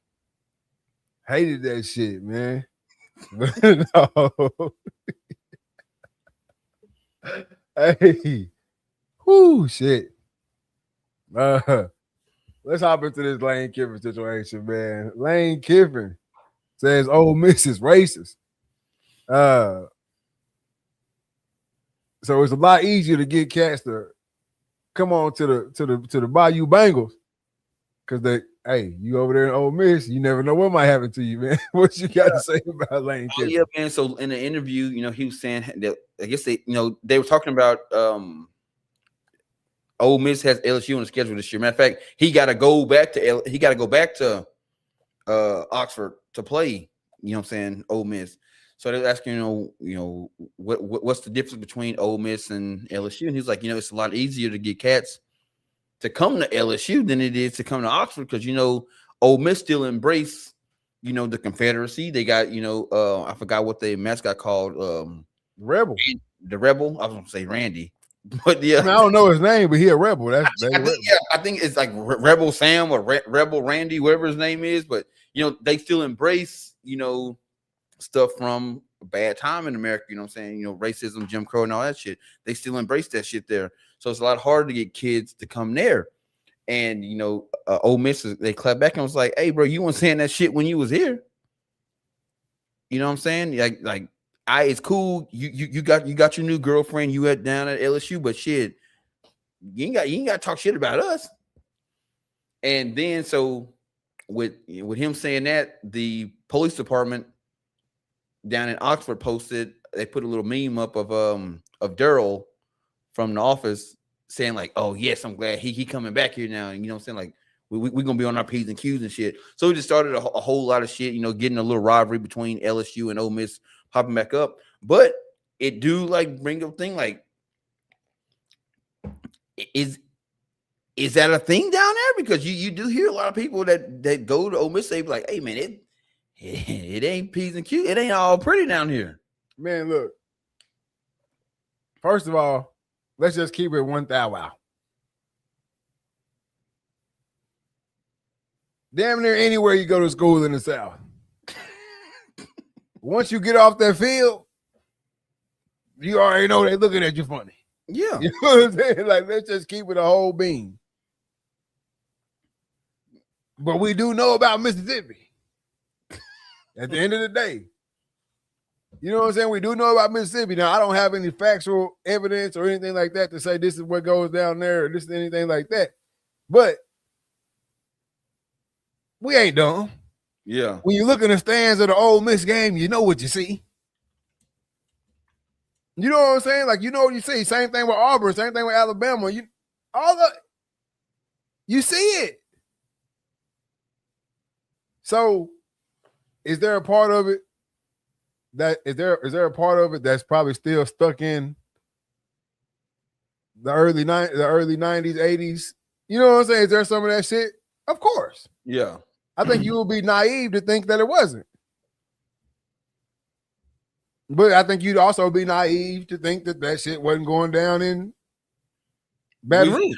Yeah, and actually somebody said that too. They said you saying that from deep Louisiana. Yeah. Wonder y'all get lost. Get go lost. Go to any one of these places and get lost. There's still plantations. I mean, they ain't active, but there's remnants of plantations in Louisiana. Yeah, go to any one of these colleges and get lost and end up in the neighborhoods. In your tank top after practice and you took your braids down last night, so you got the fro out. You lost, boy? You gotta hope they're a fan. You gotta hope they're a fan. You can go ahead and get off that. Yeah, man, we play for the Rebels, man. Yeah, we don't know where we're going. You better hope they're a fan. How we get back to town? Back the way you came? Like I think that's just in playing in the South. You gonna come up on that. Yeah, it kind of is what it is. You kind of know what you getting into. But to give what his exact words were, he was talking to Vanity Fair, and he stated recruiting black athletes to Ole Miss was challenging due to the concerns from families regarding Oxford's lack of diversity and racial history, citing this the reason for his move to LSU. He later apologized for the comments, clarifying that they weren't intended as a deliberate attack. Shit. Yeah, his team told him to say that. But I think I can get on his side on that. Yeah. I think I can get on his side on that. And I also think by him saying that, whoever got they top two is LSU and Ole Miss right now, and they parents look like us, probably sitting there like, Yep. Well, now that we think about it, ain't Boosie from Baton Rouge, so we at least got something going over there. You know what I'm saying? we at least got something going over there. So I think it was a power play by Lane Kiffin to go ahead and put that out there in the media. Anybody who teetering the fence on whether they want to go to LSU or Ole Miss, now let's go ahead and tug on mama a little bit. That's it. You know what I'm saying? He said that for the mamas and the grannies. Exactly. Let me tell you something. Lane Kiffin, people can talk shit about him all they want to. The man is very strategic when it comes to shit. He don't just be just saying shit out the blue. That wasn't, like you said, that wasn't no random straight shot. No. He putting a bird in somebody's ear. Straight up. Yeah. That was an easy word. So now mama and granny got to have a different conversation. Now we got to go ask the question. Because who was buddy that stepped in? I can't remember his name. The new head coach of Ole Miss.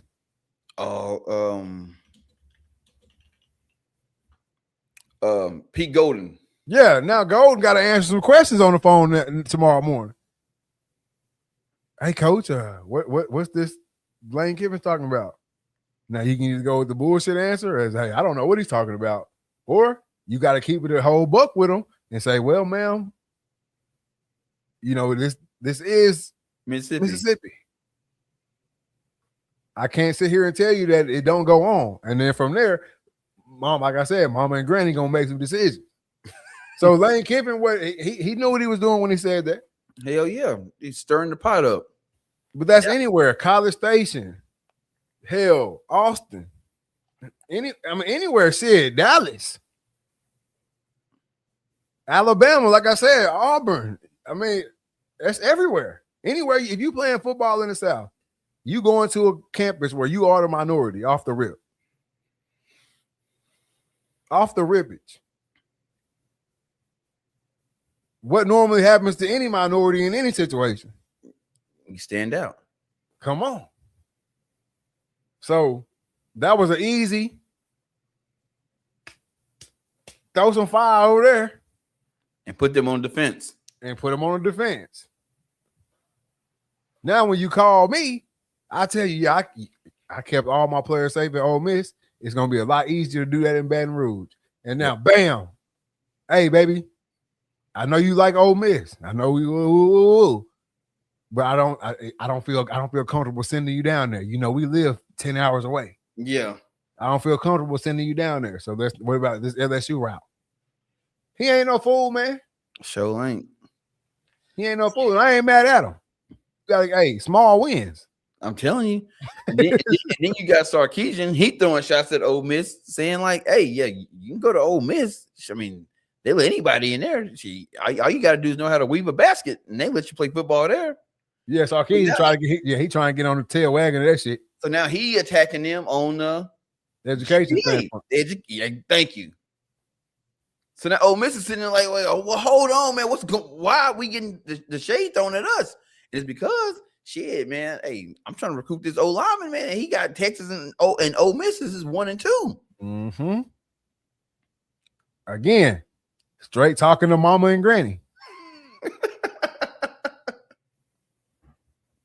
A degree from Austin means something.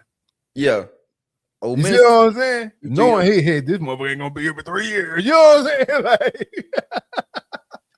a degree from Austin mean a little bit more, man.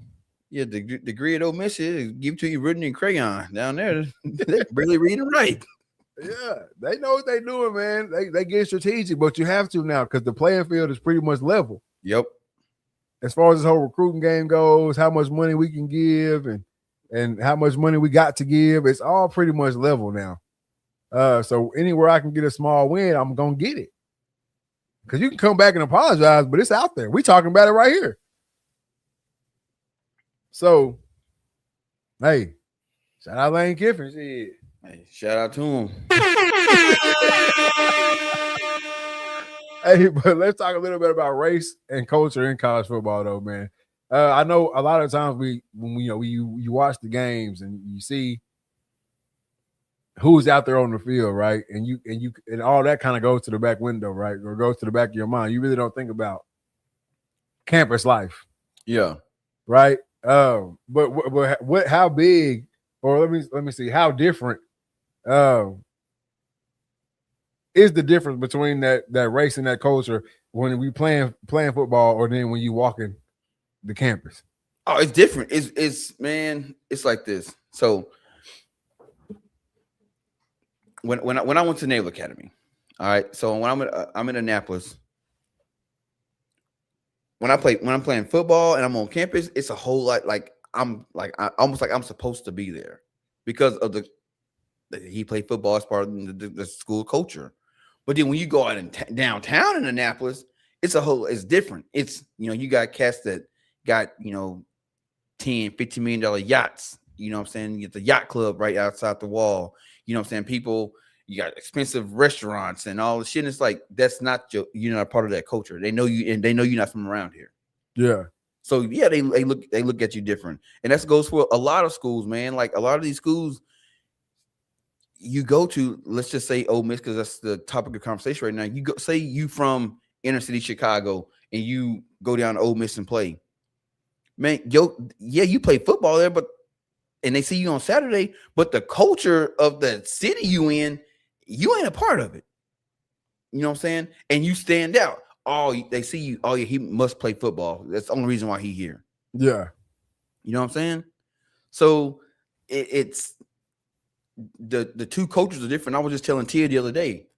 I wish somebody would come out with a documentary about, you know, the life of a college football player without all the glitz and glamour. Like, yeah, all that shit everybody see and love, that's Saturday. That's it. Yeah. Monday through Friday, it's a whole different world. It's a whole different world. And I think if people saw that, they would respect college football players a little bit more. No doubt. All shit Well, I think the respect factor might be all the way out the window because now I make more money than you. So I think the respect factor might be out the window. But you know, Last Chance U. Yeah. If they did a Last Chance U, obviously it'd be a different name. But if they did a Last Chance U style show at some of these major colleges, which major colleges probably would never let that shit happen. No. But if they actually did a Last Chance U style show at some of these major colleges, then I think you would see it. I agree with that. You would see the shit.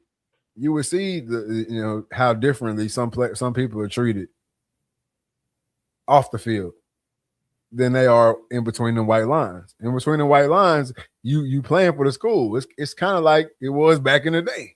And when I'm talking about back in the day, you know what I'm talking about. It kind of is like that. You on our team on Saturday. We all fighting for a common goal. Now, once the deed is done, the cake been baked. Now you back on your team, I'm back on mine. Yep. And come over this way. Yeah, and I think that's a lot of it. I mean, think about how many parents teach their kid, primarily their daughter, a certain way of lifestyle while they in the house, while they in high school. Yeah. You know what I'm saying? Then they get down there to Oxford because they the topic of conversation. Not saying this only happens down there, but they get down there to Oxford and she fall in love with her brother. She see him out there on the field doing his thing. He got a little swag in the classroom. And now I like that shit, Daddy. Daddy don't like that shit. See what I'm saying? Like that. So I think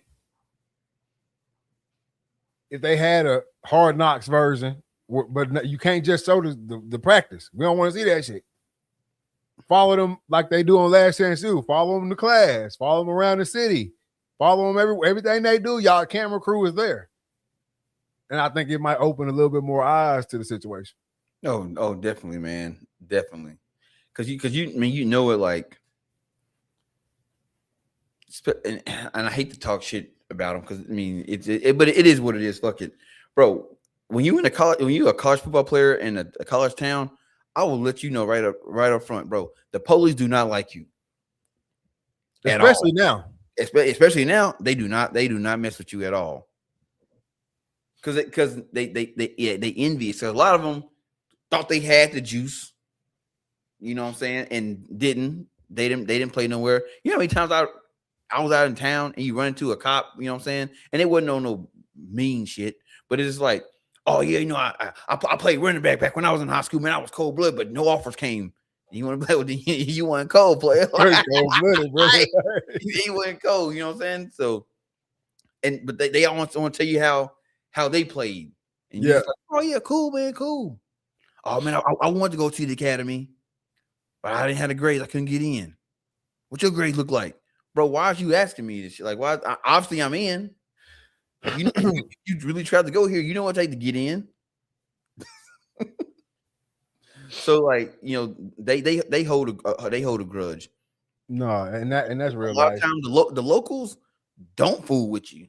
Like, I remember being even at SAU. I mean, you don't party with the locals, man. Do not go to a local party. Do not man. And locals come to your party. And a lot of it is stemmed out of envy. Yep. First of all, everybody on the campus pretty much know if you're a football player, you know, you there for free. Yep.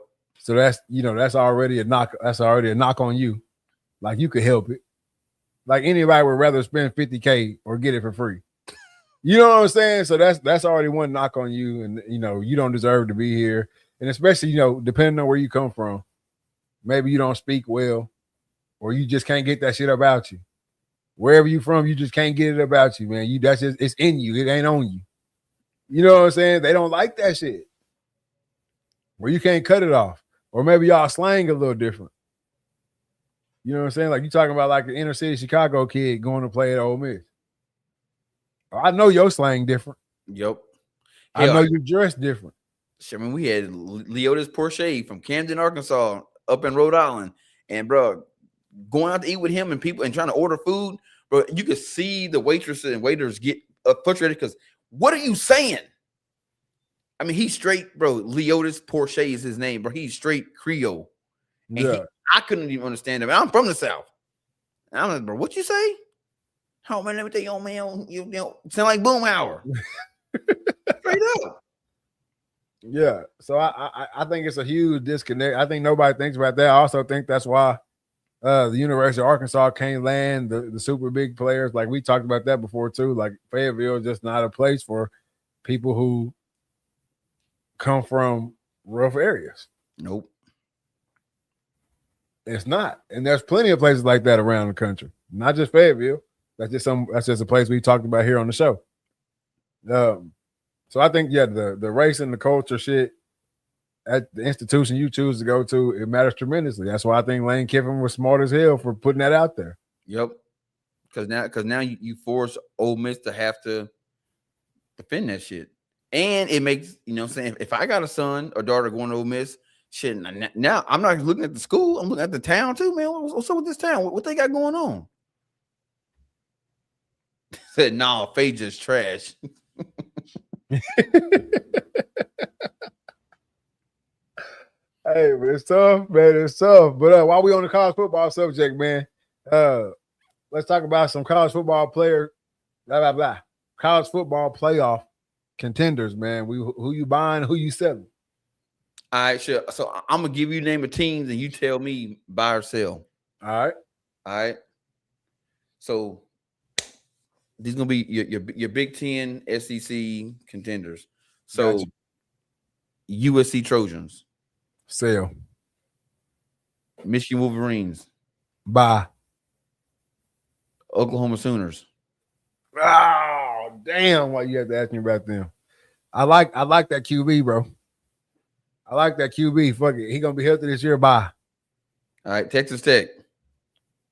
Ooh, that's a tough one. They don't even know if they're going to have that QB this year. I'm selling Texas Tech because they pissed me off in the playoffs. Sell them. Alabama. I can't never go against Bama. Bye. Ole Miss.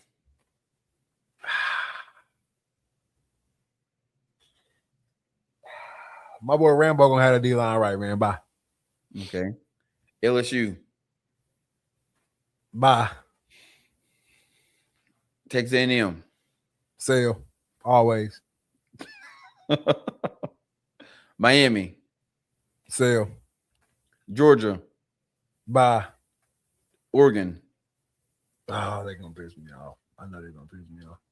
I'm gonna say sell Oregon because I don't think that recruiting style is championship material. Sell. Okay. Texas Longhorns. Oh shit, that's another hard one.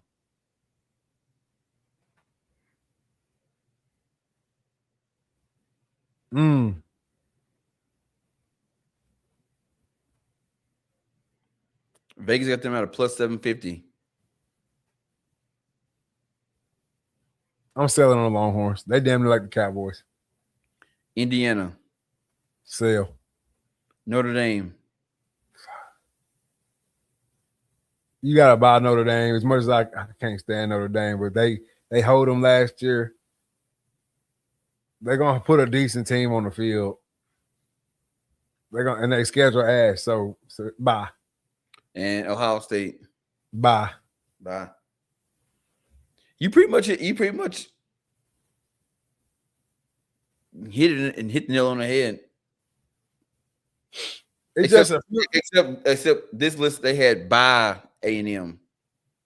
I'm not going for that. Why? What makes you buy A&M?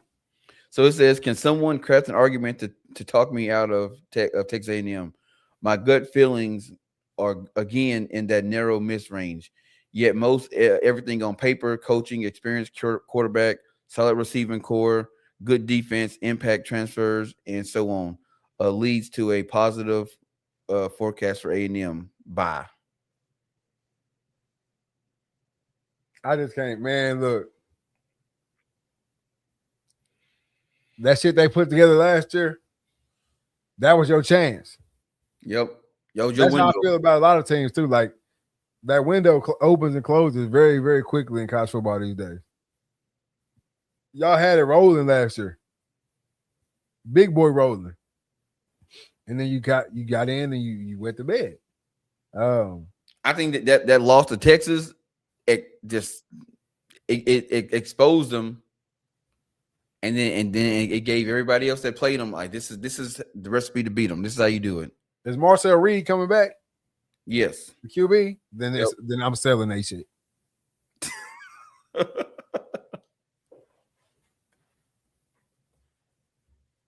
Them turnovers gonna kill you every time, bro. I don't give a damn how good the team is. If you turn that bitch over 4 times a game, 3 times in the big game, you can cancel Christmas, as they say. Yeah, man, it's shaping out to be a good season. I think I saw a list today said like they had their predictions for the top 25. I was like, man, it's too early, bro. It's too early. Way too early to be putting out these lists. I'm just not a fan of these like early preseason lists, man. We ain't seen shit. Some of these cats ain't even got through. They ain't had their spring game yet, so y'all don't even know. And even the cats, their spring games. How you gonna give me something off them playing against each other? Yep. Especially when it comes to defense, bro. I knew it was time to cancel Christmas in spring games. Bro, them defense, they know all that shit. They know when you go in motion, they pretty much know the handful of plays y'all finna do. They know the calls the quarterback gonna make. They pick up all that shit. Especially the cat that third, fourth string, man, they see everything. They picking up all cues. Bro, yeah, if you're having a spring game and the offense is destroying the defense out there, just get ready for a long season. Yep. Sold Indiana. You don't think Indiana will make another run? Ain't nobody there to make it. Nope.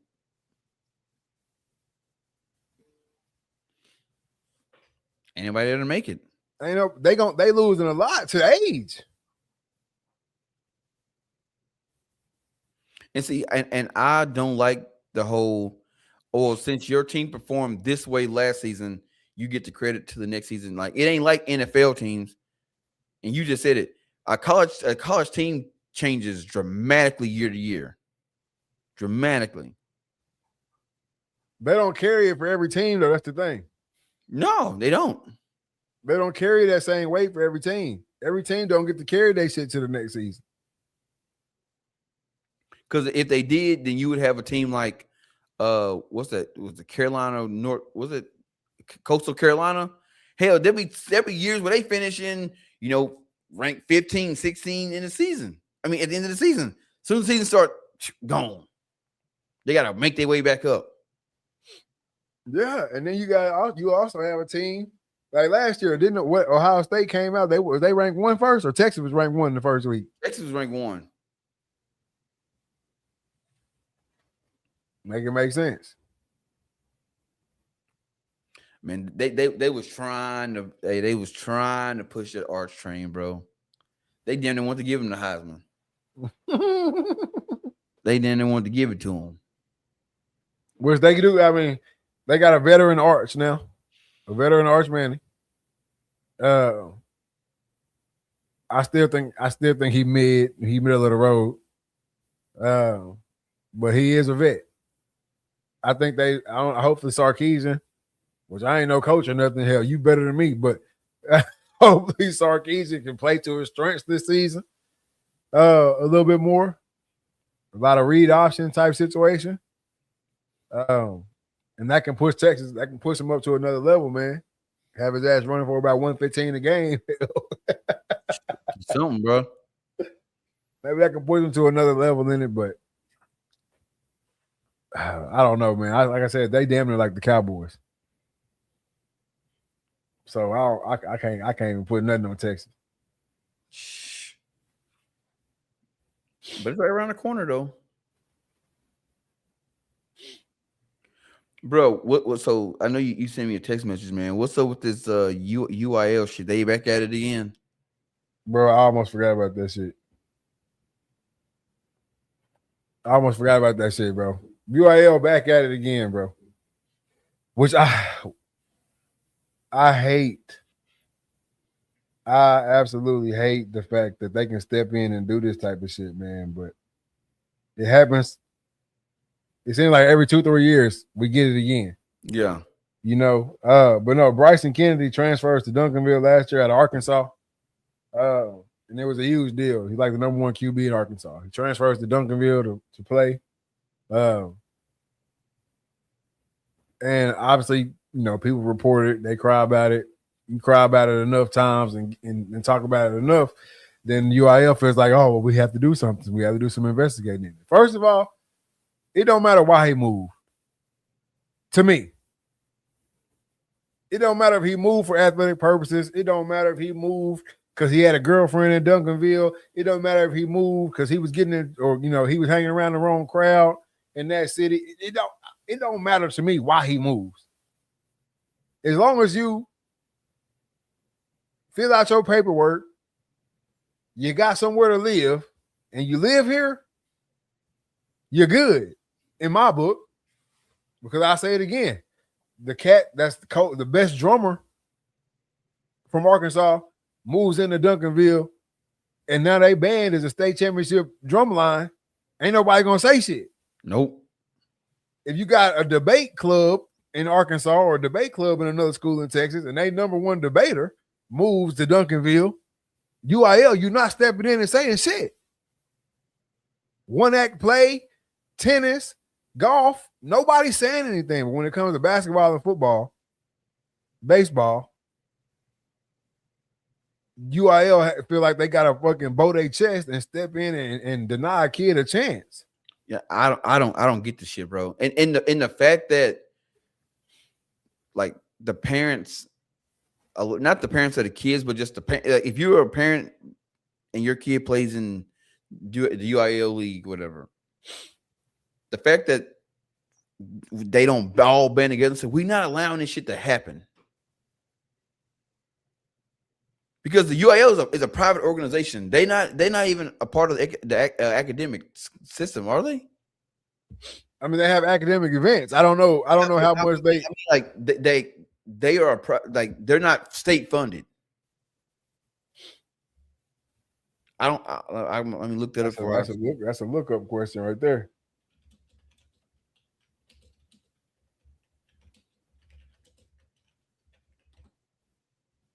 No, the UIL Interscholastic, the University Interscholastic League is not state funded.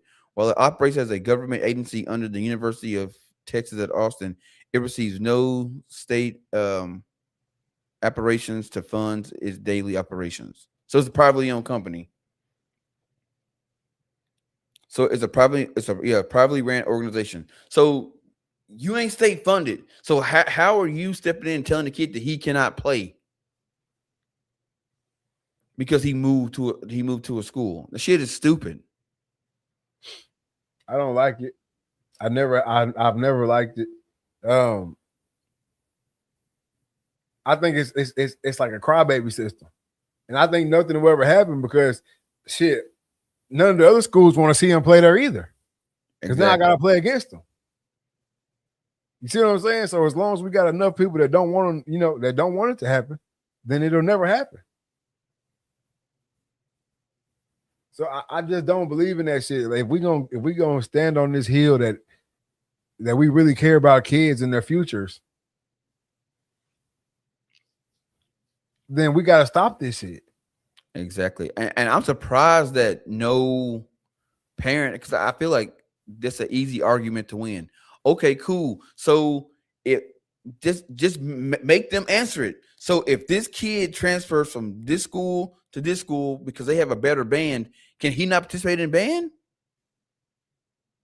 If they cannot give you an answer, if they don't say yes or no, They say, well, okay, so now we got a problem because it should be a no. It should be no. Yeah, at this point, the rules should be if you transfer schools, you have to sit out a year on anything. If you transfer to a new school, you cannot do nothing. You can't do band, you can't do track, you can't do debate, you can't do fucking one-act play, you can't do nothing.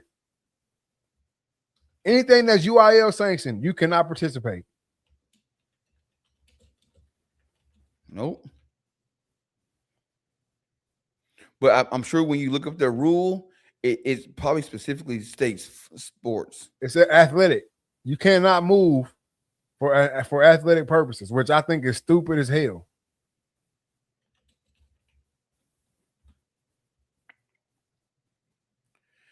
It says under UIL rules, a student who transfers high school is ineligible to participate in varsity UIL music contests such as marching band competitions for 1 calendar year unless they move because their parents change physical residence to the new school zone or they meet another specific UIL expectation. Okay. His parents changed school zones for this too. Yeah. That's what I'm saying. It's all a bunch of bullshit. That might be a rule on paper that you can't move for band, but nobody checking for that shit.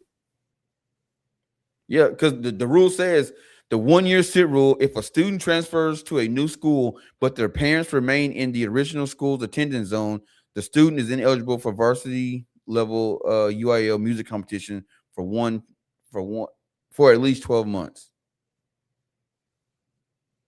Now, what's the football rule?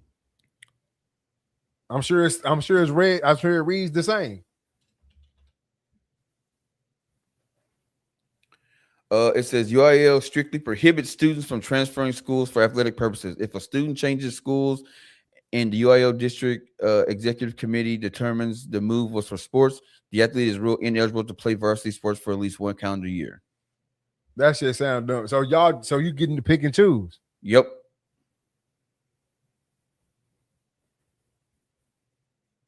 You getting to pick and choose. Every student who changes schools and intends to play high school sports must complete the previous athletic participation form. This form asks a series of questions regarding the reason for the move, housing status, and previous coaching interactions. That's bullshit. That's bullshit. That's bullshit. That specific little paperwork you got to sign, you don't got to sign that shit for band. So why does it matter why do I got to tell you my interaction with the fucking coach I played for before? So you can call him and he talks shit about me because I left? I'm telling you, bro, it's some real finicky shit.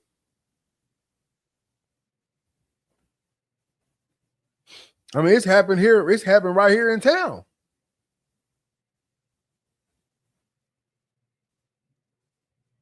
Bro, if you're willing to pick up and move a whole state over. Now, I know Texarkana might be a little different because a whole state is really fucking 10 minutes. Right across the street. So I can even see the Texarkana shit. But I think Little Rock to Dallas. What are we questioning?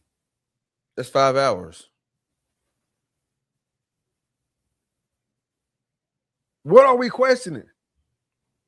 Because they even got something for that. It's called the core rule bona fide residence. To be eligible for a varsity football at a new school, the student and their parents or legal guardians must establish a bona fide residence inside the school's attendance zone. Moving districts for a better sports program without a corresponding family relocation is considered a transfer for athletic purposes. So they can tell you if your parent, just because your mama got a job at the Family Dollar in the school district, that ain't enough. My mama got a job. My daddy got a job. We had to move.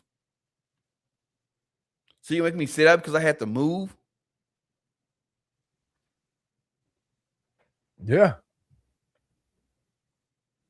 Well, at least that's what we're gonna say. Bro, I'm so tired of organizations. I'm tired of governing bodies that can make that make these decisions, bro. Because they're not based on anything. There's no legit reason behind it other than, oh, well, then we'd have everybody moving to the school district. Bro, not many families are going to up and move. Not many families can up and move. Now, I get it. Now, if a kid moving to a district, but mom and daddy didn't come, he's happened to live with another relative, I can understand that. I can't even get behind that. No, I mean, I can see how they can make an argument for it. I don't get down with it, but I can see how to make an argument for it. But at the same time, if I'm like, look, man, my son was involved in some wild shit, and we had to move him to live with my brother in this state, so he don't end up in jail or dead, you got to understand that. And he just so happened to play football.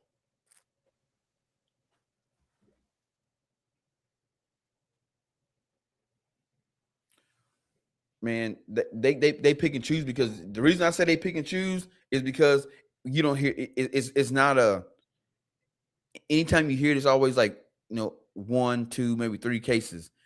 In a state like Texas, where people are moving from and to all the time, you should hear about this shit all the time. It should be 100 some cases a year.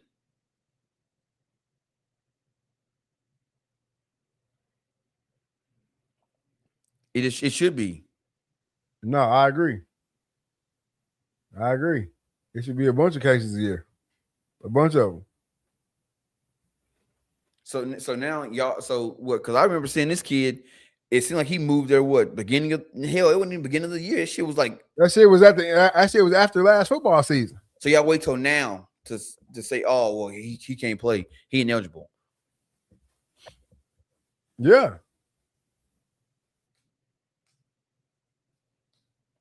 Bro, shit is dumb, bro. I swear, like, and I said this before. All you coaches that claim that y'all care about kids' well-being and all this shit, you really don't care, bro. Because at the end of the day, if it's really about the kids, why does it matter if a kid moved to play at a better school or what? If he moved there and he make the team and he become a starter, he did that. Stop trying to govern all this shit. It's too much governing. That's all I can say about it. It makes zero sense, man. It makes zero sense. So we gonna take a couple years away from it, not a couple, but a year away from a kid because he moved. And I've been a part of the UIL system. I've seen kids move from one school to another school because this school has a better marching band, this school has a better drum line, and that kid did not have to sit out a year. No one even asked a question. But what's going on is you got kids moving in to say that play football, and oh, well, my son was supposed to be the starter, and now this kid came in. So now we make a phone call because they got to do an investigation and see why is he here. Man, this is a public school, man. The only question should be is, oh, your parents live here, they pay state taxes, your ass play. That's it. So guess what? If my son can't play, then yeah, I'm not giving him y'all my tax money.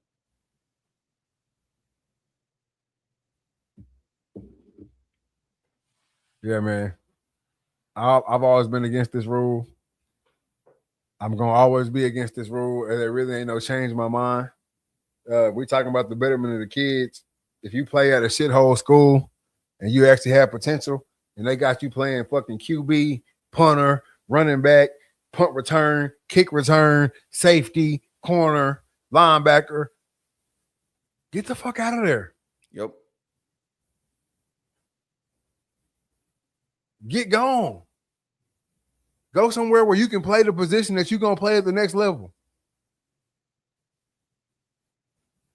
I'm always going to be on the kid side.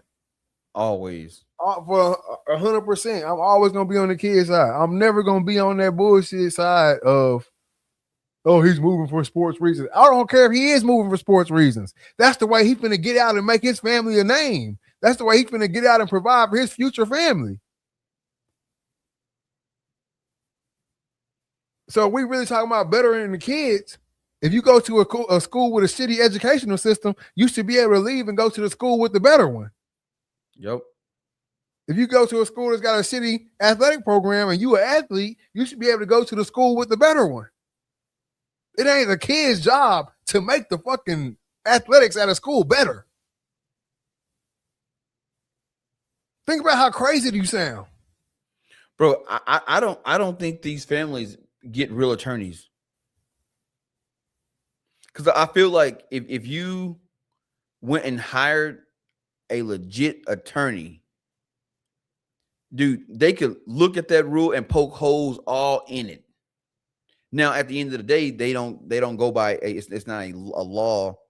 It's not like any kind of criminal law or nothing like that. But a lawyer can make an argument. You gonna have to show me how he don't meet this criteria. His parents live here. They have an address. He go to this school.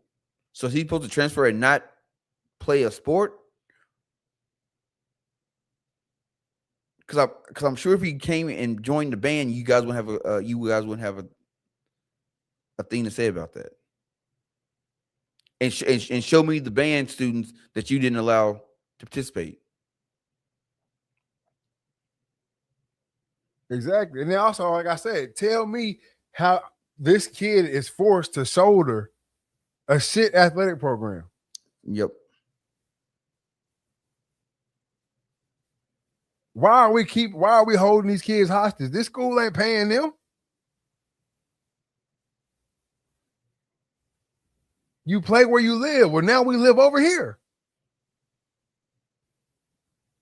I ain't doing it the roundabout way, which I don't think that shouldn't matter either. But I ain't even doing it the roundabout way where I'm using my granny's address and I'm still living over here and I'm playing over. I'm not doing it like that. We bought a house. I got a mortgage. I just can't get down with that. If we really talking about the betterment of these kids, no, go back and play at the shit school. You can play all the varsity you want over there. I don't get that shit. I never will. You put a 16-year-old, 15-year-old kid who ends up in a shitty situation should not have to shoulder it just off the muscle. Nope.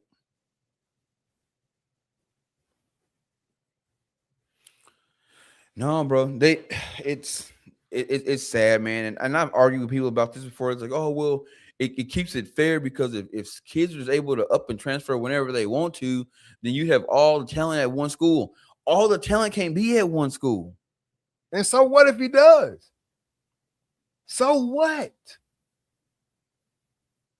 What's the end goal here?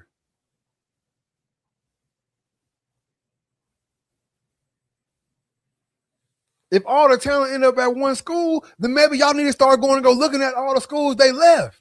Yep. And fixing some shit or shutting them shits down.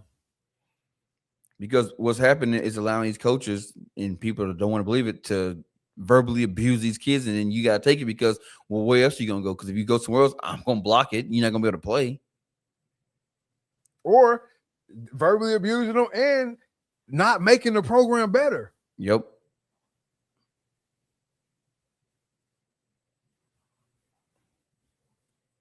If the school can't afford to make the program better, cool, but that ain't got shit to do with me.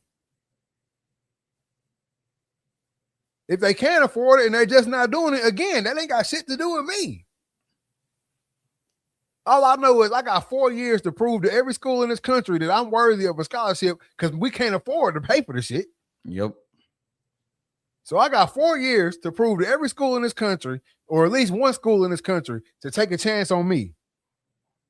And I'm not leaving that in y'all's hands because y'all won't even buy us no fucking weights. We still wearing the jerseys my uncles wore.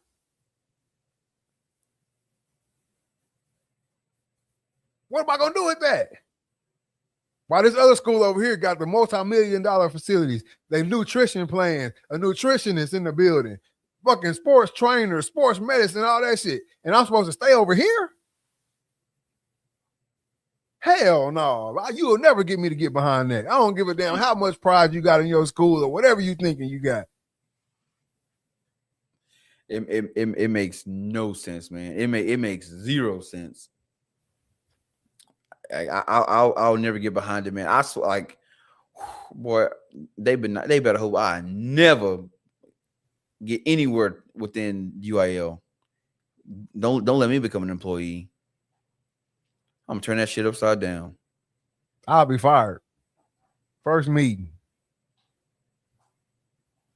First meeting, cooked. Cause I'm gonna say it, bro. What you mean? The shit don't make no sense. Yeah, they were like, well, this is the policy, Nick. Can't be. And if it is, we gotta change that shit today. Y'all playing with somebody's life. At the end of the day, bro, people like that shit, bro. People like being in control of other people's lives.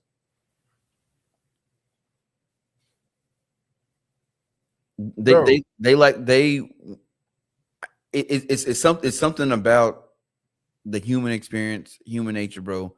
If you put somebody in charge of some people, bro, they 90% of the time they lose their shit.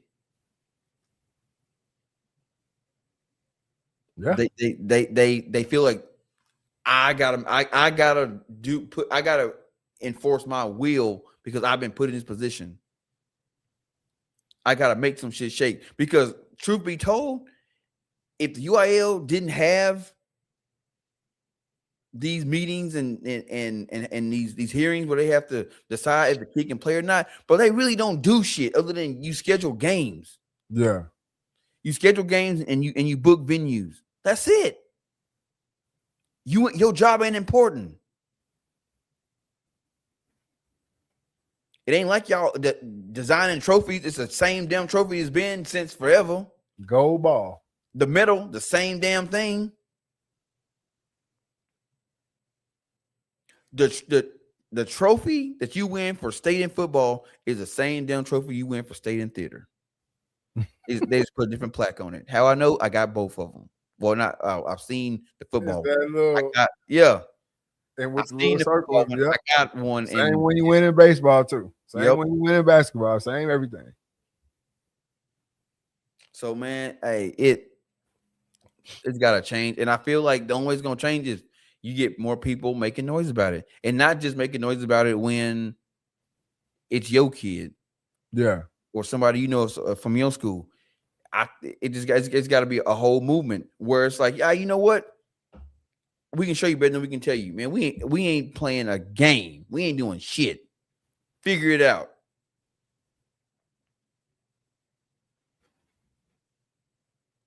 Figure it out. Nah, for real. Bro, South Dakota? Bro, you can boop, boop, you can bounce around. Guess what? You all live in the same city. So you might live on this side of the road, but you just pay to go to the other school. Open enrollment. I'm going here now, and I can play.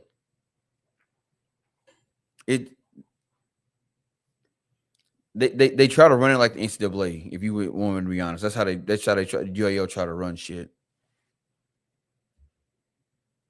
Which is trash. I mean, even when it was the big shit going, when I was the big talk around town here, kids moving from here to here, and everybody all up in arms. Do you care about the kids or not? Do you care about the kids or not? Or do you care about where you went looking good? Which one is it? And see, and those are the questions that I feel like in these hearings, people don't ask. Couldn't be me. Couldn't be no Reed. I can tell you right now. Shit, hey, boy, they had a police in that joker, bro, for real. Because it's just stupid at this point, man. We just playing with these kids' lives, and we just like it ain't shit. So yeah. Every time I see that shit, it pissed me off. I wish I did. I wish I had a voice in them rooms. And maybe one day I will. But bro, that shit get under my skin, man. That shit get under my skin. It don't matter why they moving. Whatever the reason is willing to move 5 hours. Whatever the reason.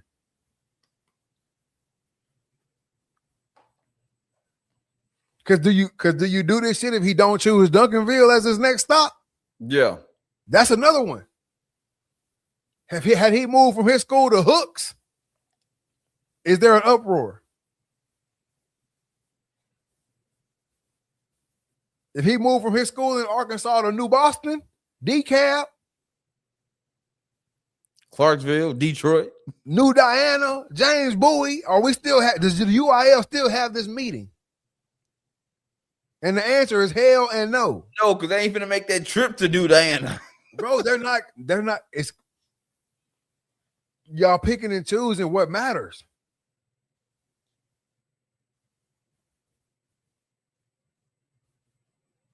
He the same caliber football player wherever he choose. But because he chose Duncanville, it's a situation.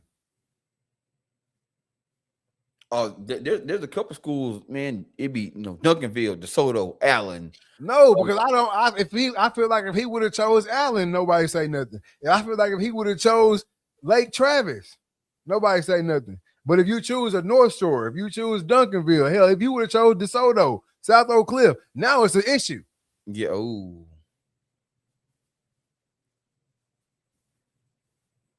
Just like from here, the cat that left Arkansas High and moved to PG, it was an issue.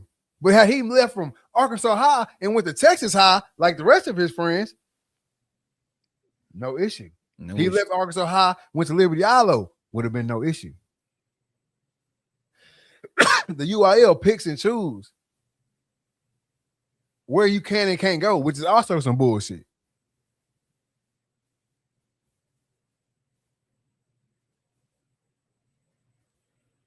So it sounds like I work for y'all or something. That's what it sounds like. The shit got to change, man. We got to stop playing with these kids' futures. We got to stop playing with these kids' futures, bro. We should be for the betterment of whatever y'all trying to do. Yep. We should be for the betterment. I still stand by this to this day. If you have a voice in those rooms and you make that decision and you're able to go home and sleep at night, you're a piece of shit. Yeah. And if you a coach and you in there voting against that shit, you a hoe. Yep. And I'm willing to stand 10 toes, nose and nose with any coach that want to go against that. If you a coach that ever voted against a kid playing for a year off some move and shit, you a hoe. Period. And I tell you that in church. Come on. Because I know a lot of them like to, rah-rah on Friday and then be in the church. I tell you that, bro, that decision you made, bro, some whole shit.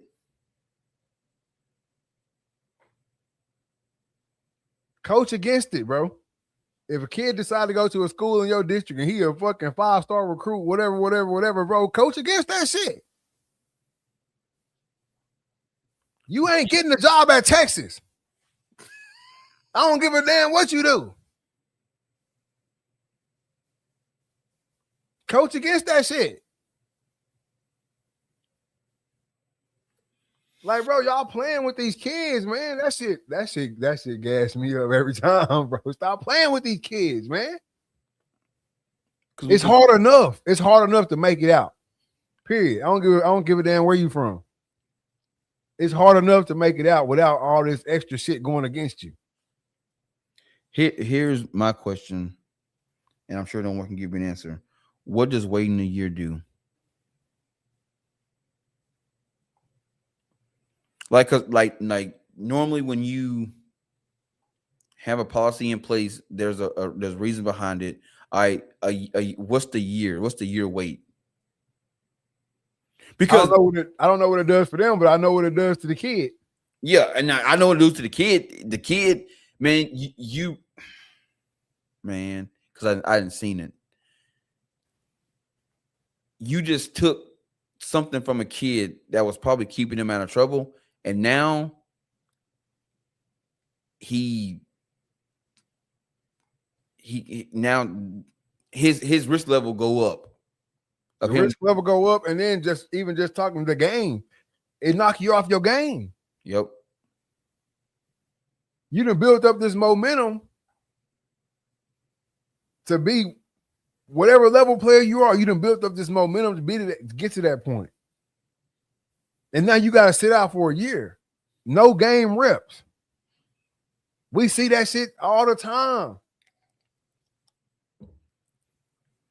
Now, luckily for this kid, he a freshman.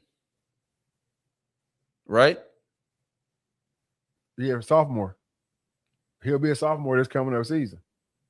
Shit. So basically he got his junior and senior year left. Which is ass. Because you start getting your look your sophomore year.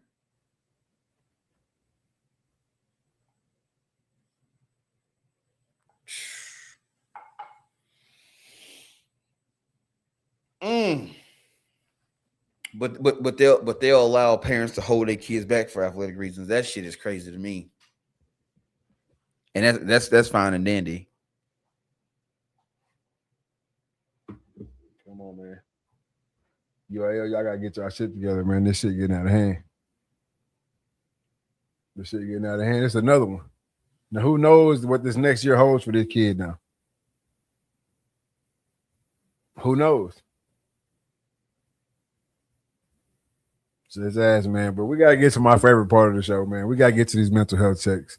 I gotta know how you doing, man. 1 through 10. Personally, what's going on with you? Physically, you taking care of yourself, and business-wise, what you got coming up next? Shit, personally, man, just spending time with the family, man. You know, getting stuff together, getting ready for work. Actually, had a phone call with my boss. He's, man, ready for you to come back.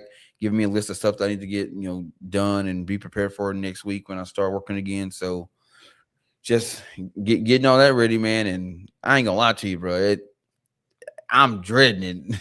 Like, bro, it's like a little bit of anxiety. But personally, man, I'm sitting at about an 8, man. Life is good. Physically, bro, the body is hurting, bro. Like I told myself, me and Tia told ourselves that we're gonna take this 75 hard challenge seriously. Man, we eating right, we reading our 10 pages a night. Actually, I've started reading 15, 20 pages because sometimes the book just get a little good. You know what I'm saying? Drinking, one of these a day. I'm actually finding myself the more we get into it, hell, probably by noon, I'm already, 3/4 of the way through the water. So I'm kind of drinking a little bit over a gallon. You know what I'm saying? Because I'm also losing a lot of water too, working out twice a day, getting in the sauna, all that stuff. So keeping hydration level up. But we taking it seriously, the working out, we amping it up. And then the second workout, we just go on a family walk, we walk 45 minutes around the neighborhood. We be way out. Now I see why old folks back in the day walk with sticks, because folks around here don't keep no dog on no damn leash, bro. We had a cane Corso, bro, came smoking at us. I didn't have no stick, man. I was like, man, I gotta make myself look big, man. I was like, ah! And I was standing in the middle of the street yelling, and then the dog kind of stopped, and it was probably good 20, 30 yards between us. And then I looked to my left, and there's a dude on his front porch on his phone, looked at me like I'm a fool. I'm like, man, you see this dog coming? Help me. Right? But man, the workout's been good, man. Today had a brutal leg workout, bro. I don't care how hydrated you are, how what supplements you taking, and whatever, bro. The leg workout, bro, is undefeated, bro. You just ain't it takes so much out of you, man. Yeah. But physically, man, I feel good, man. I'm sitting at about a 7 right now. My body is hurting. I finally got over the sugar high, or the sugar crash is done for, man. So last week I had a headache every day, and Monday was bad, and as the week went on, it got lighter. But it's like, all right, I'm over the sugar shakes. So feeling good, man. Like I said, sitting at about a 7. And then business wise, man, we had the bow draft last week, man. Yeah. It was dope. Everybody's been sending messages saying how much they enjoyed it. I meant to take it off of YouTube so I could kind of edit it down, but I left it up, and people start hitting me up. They watching it. Say, hey man, I watched the bow draft. It was dope. I even had some people just watching it live because I had to run it on YouTube live, and I thought I put it on private, but I didn't.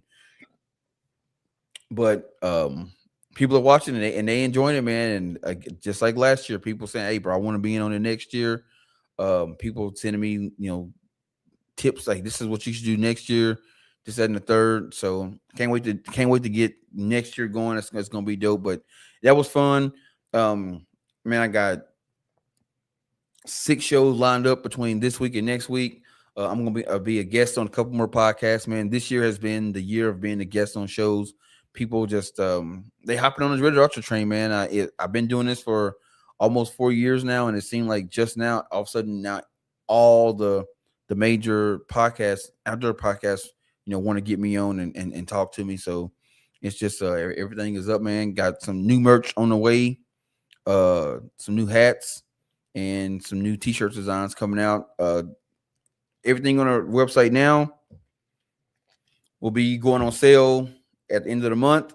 And then once that sale's over with, whatever is on the site now will not be on the site after it's taken down and put back up. It's going to be all new merch, new drops. The website going to be revamped. So looking forward to that. And, when it drop, man, we're going to look at it and go get some new Dreaded Archer merch. Yeah. About 9 business-wise. Gotta love it, man. Gotta love to hear it. For myself, man, personally, everything is everything. Everybody happy, everybody healthy, man. Can't complain. No complaining there from me. Gotta say about an 8-9 there, man. Celebrated baby girl's 5th birthday today. We're gonna celebrate that throughout the rest of the week, and then ended up with the party on Sunday, man. So 5 years old, bro. That shit's crazy. Got a 10 and a 5 now. So we rocking and rolling. So I gotta say about an 8-9, man, on the personal scale, man. She woke up this morning, had the house decorated, all smiles, had a good day, went to dance, went to eat a little bit. Everything is everything, man. So definitely no complaining, man. So 8-9 right there on that scale, man. Physically feeling real good right now, man. Continuing my no cholesterol, low cholesterol diet. Killing the water. I'm just like you. I'm knocking them back on the water train, man. So feeling good in that aspect, man. Not very sluggish, not very bloated. You know what I'm saying? Just feeling better these days. So I'm gonna continue that out. And keep rocking it. All I gotta do now is find my way back. Find my way back to the gym, and I'm gonna be all right. But no, so I'm about a 7 or 8 on the physical scale, man. Feeling real good right now. And plus, my time of year is definitely coming around. I love the summer. I love the heat. I love to be outside. I'm back to cutting my grass once a week. So it's just the little shit for me, simple shit. So feeling good, man. So like I said, 7 or 8 on the physical scale, man, and then business wise, definitely up. Nicholas Free Photography, man, just knocking out these sessions, getting them edited, getting them back. Great responses, man. Gotta love it. If you need some photos, let me know, man. Hit me up in the DMs on Nicholas Free Photography. If you got my number, hit me on the text message, man. We'll get you booked up and we'll get you taken care of. Read, Talk, and Listen, man. We going up, man. We got people coming in from the YouTube now a lot. TikTok is back rolling. TikTok is back rolling, man. Shout out to everybody on the TikTok, man. Shout out to everybody on the Spotify, everybody everywhere that's rocking with the Read, Talk, and Listen, man. I know at the beginning of the show we talked about consistency, man. We just stay consistent. We stay down till you come up type of situation, man. So shout out to everybody that's rocking with the Read, Talk, and Listen podcast right now. So I gotta say about a 9, man, on the business scale, man. Gotta love it. Heck yeah, man. Heck yeah. You got any last words for the people before we get out of here? Yeah, man. This shit, keep grinding, man, and hug your loved ones. Nah, no doubt, man. No doubt. Definitely hug your loved ones, man. We living in a crazy world right now. It's wild. And that's why I'm gonna continue to say my same message at the end of the pod, man. Treat your people, treat your neighbors, treat everybody a little bit better than you did in 2025, man. If you got some time, lend it. If you got a hand, lend it. Whatever you can do to help, man, help the next man out because you never know. You just never know, man. And last but not least, man, keep yours on you because I'm for damn sure going to have mine on me. And with all that being said, man, this is season 8, episode 17 of the Reed Talk and Listen podcast. I'm your host, Nick Reed, along with my brother and co-host, Trey Reed. No Killer Cam tonight. We are out. Peace.